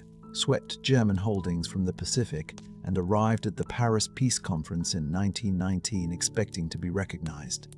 The Japanese delegation proposed a racial equality clause, simple language, a statement that all nations, regardless of race, deserved equal treatment under the new international order. The Western powers rejected it. Britain led the opposition. The United States, under Woodrow Wilson, allowed the rejection to stand. The Japanese delegates sit in those gilded Paris rooms and say nothing, but you can see it in their faces. Every sacrifice, every modernization, every war won, and still this. The rejection hardened something in Japan that had already been growing rigid. The military had been accumulating power for years. Moderate politicians had been pushing back, arguing for diplomacy, for restraint, for the slow work of building influence through trade and negotiation. But moderation requires results, and in the eyes of the men who were watching Japan get humiliated in Paris, the moderates had nothing to show for their patience. The 1930s arrived like a storm that had been building offshore for years. In September of 1931, officers of the Kwanton Army, Japan's military force stationed in Manchuria, staged what became known as the Manchurian Incident. They blew up a section of Japanese-owned railway track near the city of Mukden, blamed it on Chinese saboteurs, and used it as justification to seize all of Manchuria. The government in Tokyo had not authorized this. The civilian leadership was stunned, but the army moved anyway, and the government, too weak and too divided to stop them, fell in line. That is how democracies die, not with one dramatic blow, quietly. With each small surrender, moderate politicians who objected were assassinated. In 1932, Prime Minister Inukai Tsuyoshi was shot dead in his own home by a group of young naval officers. He was 65 years old. He had tried to stop the Manchurian operation. He died for it. His killers received light sentences. Some were treated as heroes. The message was delivered, and everyone received it. By 1937, Japan was at full war with China. The Second Sino-Japanese War began that July. And in December, Japanese forces entered Nanjing, then the capital of the Republic of China. What happened next has no redemptive detail. There is no small human moment that softens it. In the first 6 to 8 weeks of occupation, Japanese soldiers murdered an estimated 300,000 civilians and unarmed prisoners. They raped approximately 20,000 women. They burned the city. They conducted killing competitions using Chinese prisoners. Coursers floated in the rivers for weeks. The streets smelled of smoke and blood and something worse than both. The Nanjing Massacre. Remember that name, because this is what happens when a culture of sacrifice and discipline and military honor loses its moral foundation. The same code that produced General Nogi's grief over his fallen soldiers produced this: the same nation, the same uniform, the same flag. How? That is the question that sits at the center of this chapter like a stone. The answer is not simple, and anyone who tells you it is has not been paying attention. The Meiji schools had taught a generation of Japanese boys that the nation was everything, that the emperor was sacred, that sacrifice for Japan was the highest virtue, that the peoples of Asia who had not modernized were inferior. Social Darwinism, borrowed from the West, had been woven into Japanese education since the 1880s. The logic was the same logic the Western empires used to justify their own brutality. Japan had learned it too well, and the military had become a state within a state. answerable to no one, intoxicated by victories, certain of its own righteousness. In September of 1940, Japan signed the tripartite pact with Nazi Germany and Fascist Italy. 3 nations, 3 regimes, one shared conviction that the old order had to be smashed and rebuilt in their image. Then came the morning of December the 7th, 1941, at 17 minutes before 8 in the morning. The first Japanese aircraft appear over Pearl Harbor, Hawaii. The smell of aviation fuel and salt air. Then the bombs. The USS Arizona erupts in a fireball visible for miles. The battleship Oklahoma capsizes. 8 American battleships are hit. 2,403 Americans die before breakfast. Japan had attacked the United States without warning, the same tactic used against the Russian fleet at Port Arthur 37 years earlier. The logic was the same. Strike first. Strike hard. Destroy the enemy's capacity to fight before they can respond. It had worked against Russia, against China, against everyone. It would not work against America. In the months that followed, Japan moved with stunning speed. Malaya fell. Singapore fell. Burma fell. The Philippines fell. Burma fell. The Dutch East Indies fell. In less than 6 months, Japan had seized a vast arc of territory stretching from the Central Pacific to the borders of India. The empire that Meiji Japan had dreamed of building, the sphere of influence that would replace Western colonialism with Japanese leadership, seemed suddenly real. Then came Midway. In June of 1942, American forces ambushed the Japanese fleet near Midway Atoll. Japan lost 4 fleet carriers in a single day. 4 carriers with their aircraft and their experienced pilots gone. The tide of the Pacific War turned in those hours. Though no one could feel it yet, the men in the water that day, Japanese and American both, did not know they were swimming in a turning point. They were just trying not to drown. What followed was years of grinding horror. Island by island, atoll by atoll, American forces pushed westward across the Pacific through fighting of almost unimaginable ferocity. Japanese soldiers on island after island fought to the last man rather than surrender. At Iwo Jima, nearly 22,000 Japanese defenders died. At Okinawa, the fighting killed more than 100,000 Japanese soldiers and civilians together.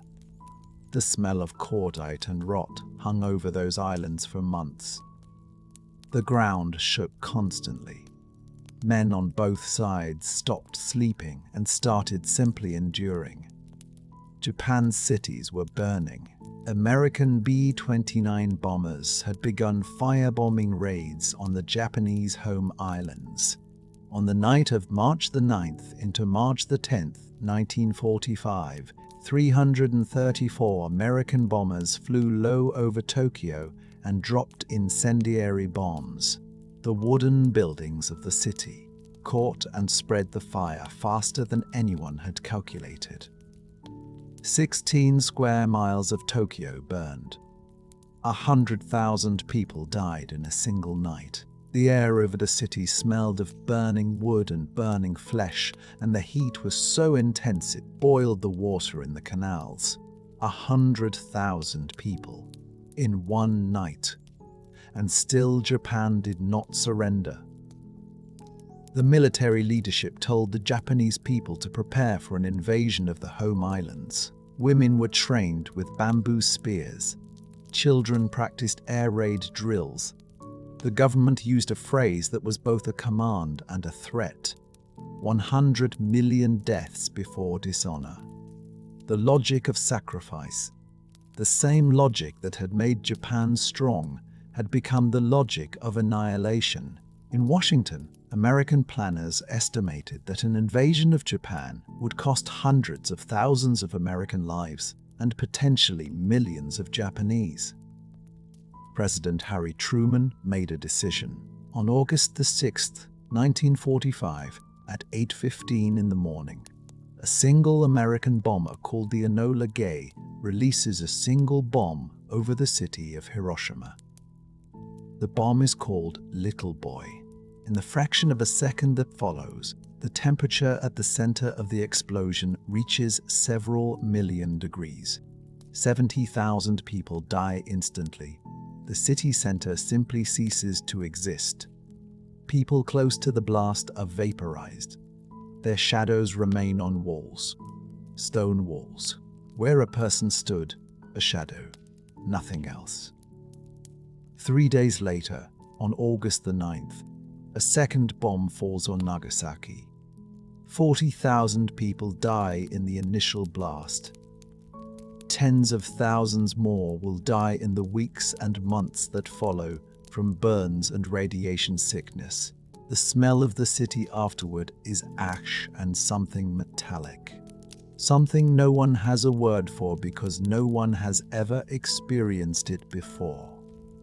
6 days after Nagasaki, on August the 15th, 1945, something unprecedented happens. The Emperor of Japan speaks on the radio. Most Japanese people have never heard his voice. The broadcast quality is poor. He speaks in classical Japanese, formal and archaic, a language his subjects strain to follow. His voice is thin and high, nothing like the divine authority they had been taught to imagine. He does not say the word surrender. He says Japan must endure the unendurable. People kneel in the streets to listen. Some weep. Some sit in silence with their hands in their laps, staring at nothing. Soldiers in the field, when they hear the news, break down. Officers take their own lives rather than accept the reality of what they are hearing. The war that had consumed 15 years, that had killed millions across Asia and the Pacific, that had burned cities from Nanjing to Tokyo to Hiroshima, is over. In the city of Hiroshima, one structure remains standing near the hypocenter of the blast. It is the Industrial Promotion Hall, now called the Atomic Bomb Dome. Its iron frame still holds. Its walls are shattered. Its roof is gone. But it stands.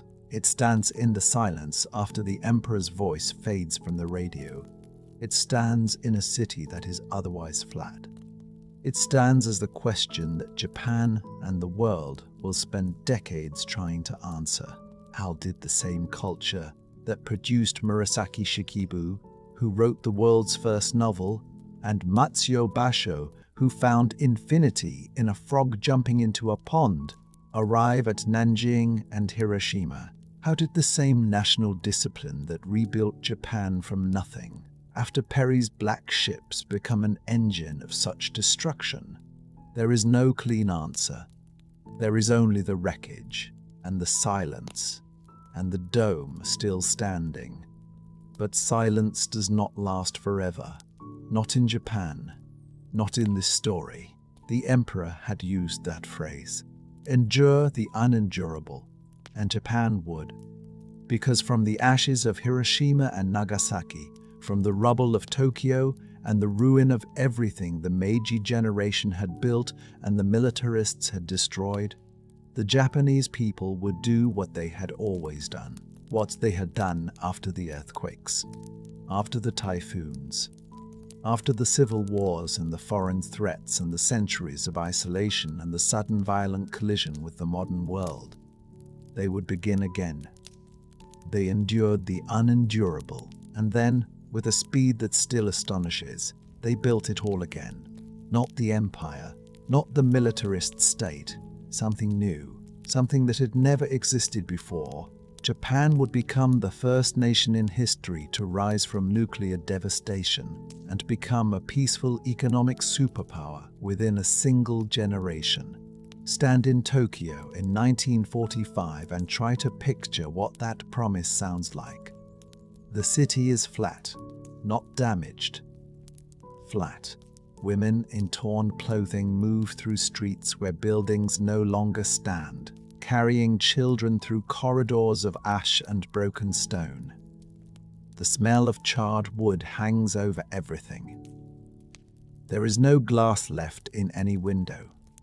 There is almost no food. By 1946, Japan is on the verge of a nationwide famine, and only American shipments of food keep millions of people alive. Industrial production has collapsed to less than 30% of pre-war levels. The government is drowning in debt. Hyperinflation is eating what little savings ordinary families have left. And into this wreckage walks General Douglas MacArthur. He arrives in Tokyo on August 30th, 1945. He is tall. Hirohito, standing beside him for the famous photograph, barely reaches his shoulder. The image travels across Japan instantly. Everyone who sees it grasps the same thing without being told. The old order is gone. MacArthur sets to work with the focused energy of a man who believes he is remaking a civilization. Land reform stripped the great landlords of their estates and hands the fields to the farmers who work them. Nearly 5 million acres change hands.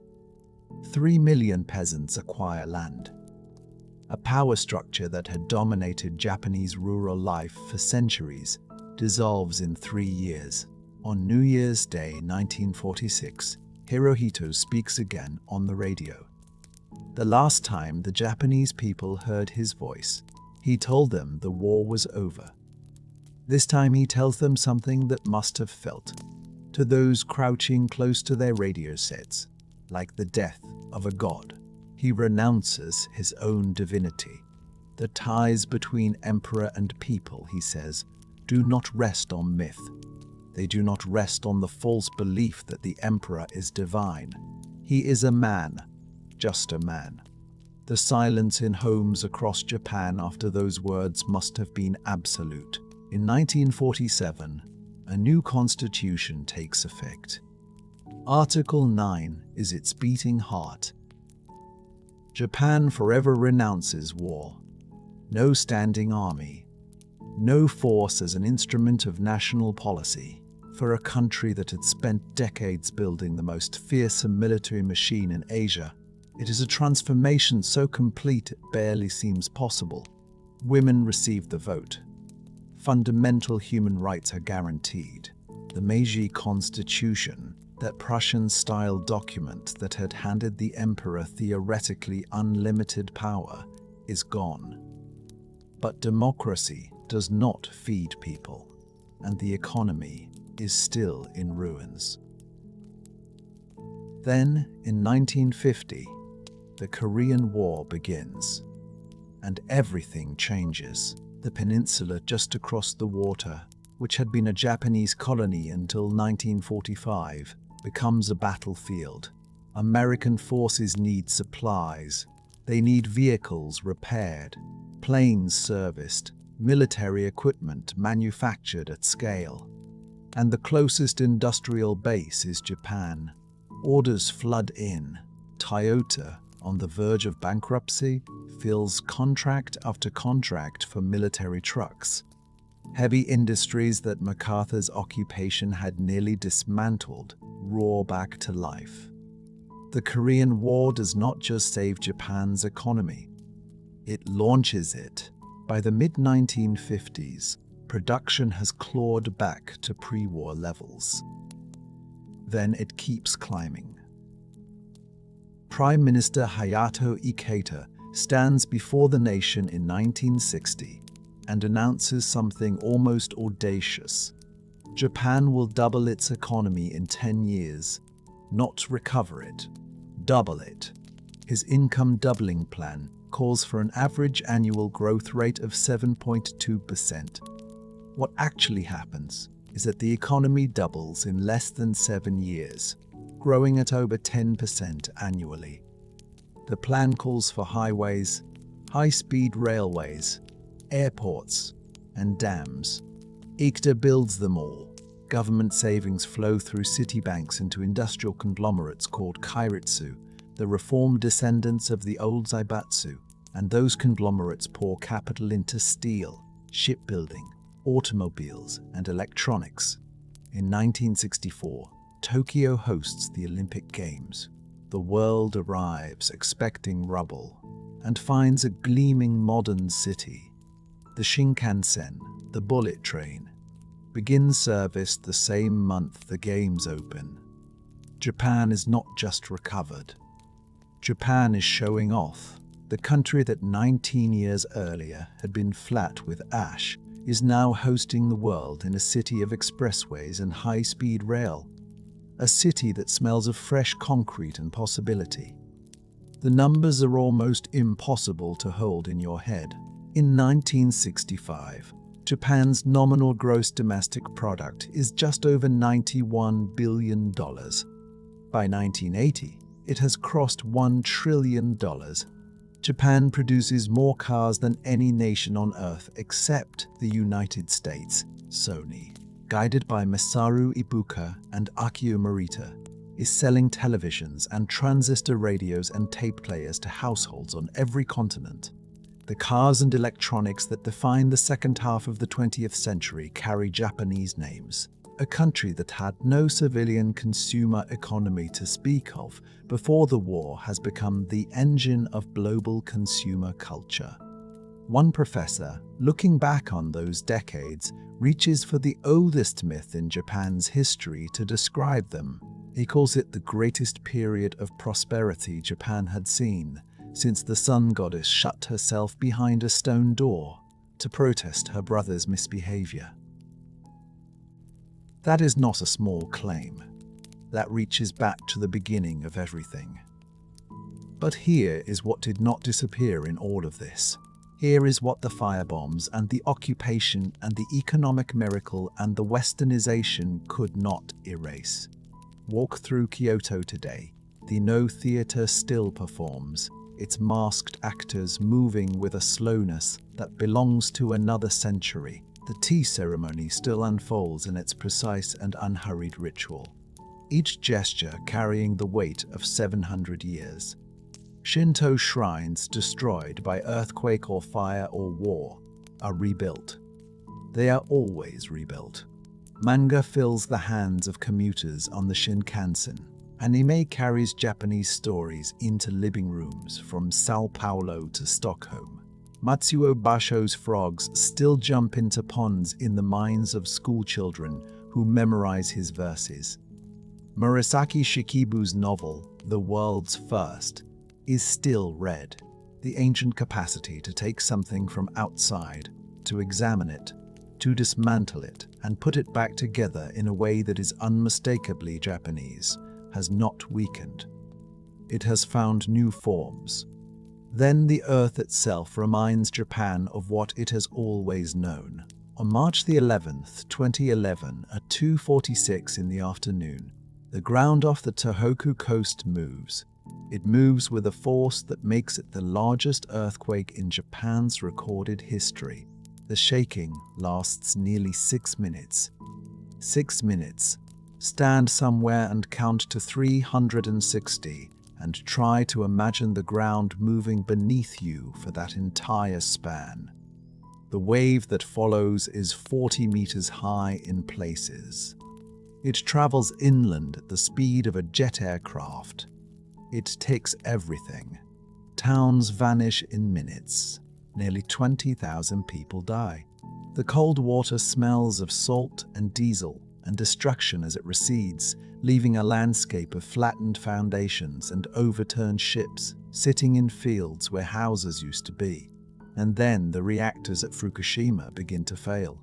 Japan, the only nation ever struck by atomic bombs in war, now faces a nuclear disaster in peace. 3 reactor cores melt down. Radiation spreads.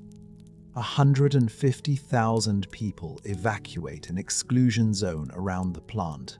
The disaster triggers a national reckoning about energy, about safety, about the promises technology makes and breaks. Watch how Japan responds, not with chaos. The lines at relief distribution points are orderly. People wait. They share. Emergency workers move toward the damaged reactors, not away from them. The self-defense forces deploy within hours. The rebuilding begins before the ground has stopped shaking in the aftershocks. It is the same discipline that rebuilt Tokyo after the Great Kanto earthquake of 1923. The same discipline that rebuilt Hiroshima. The same national character that has shown up again and again in every chapter of this story, reaching back past the samurai and the shoguns and the first rice farmers to the Jomon people who looked at this violent, volcanic, typhoon-battered archipelago and decided it was worth staying. That is the thread. That is what runs through all of it. 10,000 years ago, the first people looked up at these mountains and decided to stay. They survived the ice and the sea, and the migrations and the wars and the shoguns and the samurai and the black ships and the firebombs and the atomic flash. Every time the world ended, they rebuilt it. Every time something arrived from across the water, whether a religion, an idea, an ultimatum, or an army, they took it apart, examined it, and made it Japanese. Buddhism arrived from the continent in the 6th century and became something no Chinese monk would fully recognize. The Heian court took Chinese literary forms and transformed them into the world's first novel. The Meiji generation took Western industry and Western law and Western military science and built something that Western powers had never imagined possible from a nation they had assumed was inferior. The post-war generation took American constitutional democracy and an American written peace clause and built, beneath its shelter, the second largest economy in the world. And now, on a still morning, Mount Fuji rises above its lake in the early light, the same volcano that watched the first humans cross these islands. The same perfect cone that appears in 10,000 woodblock prints that Hokusai drew from 36 angles because no single view was enough. Its reflection sits motionless in the water below, as if the mountain and its mirror image together make one complete thing. The air is cold and clean. Somewhere behind you, the first train of the morning is already moving. This is not just resilience. Resilience is surviving. What Japan has done, again and again, across 10,000 years, is something rarer. It is the ability to be broken completely and come back not merely restored, but transformed. To lose everything and return with something new, to stand in the wreckage and begin again, not with despair, but with the quiet, focused intention of a people who have always known that the ground beneath their feet is unstable and that this is no reason to leave. That is not just resilience. That is a kind of genius. And it is, perhaps, the oldest story on these islands. It has not ended yet.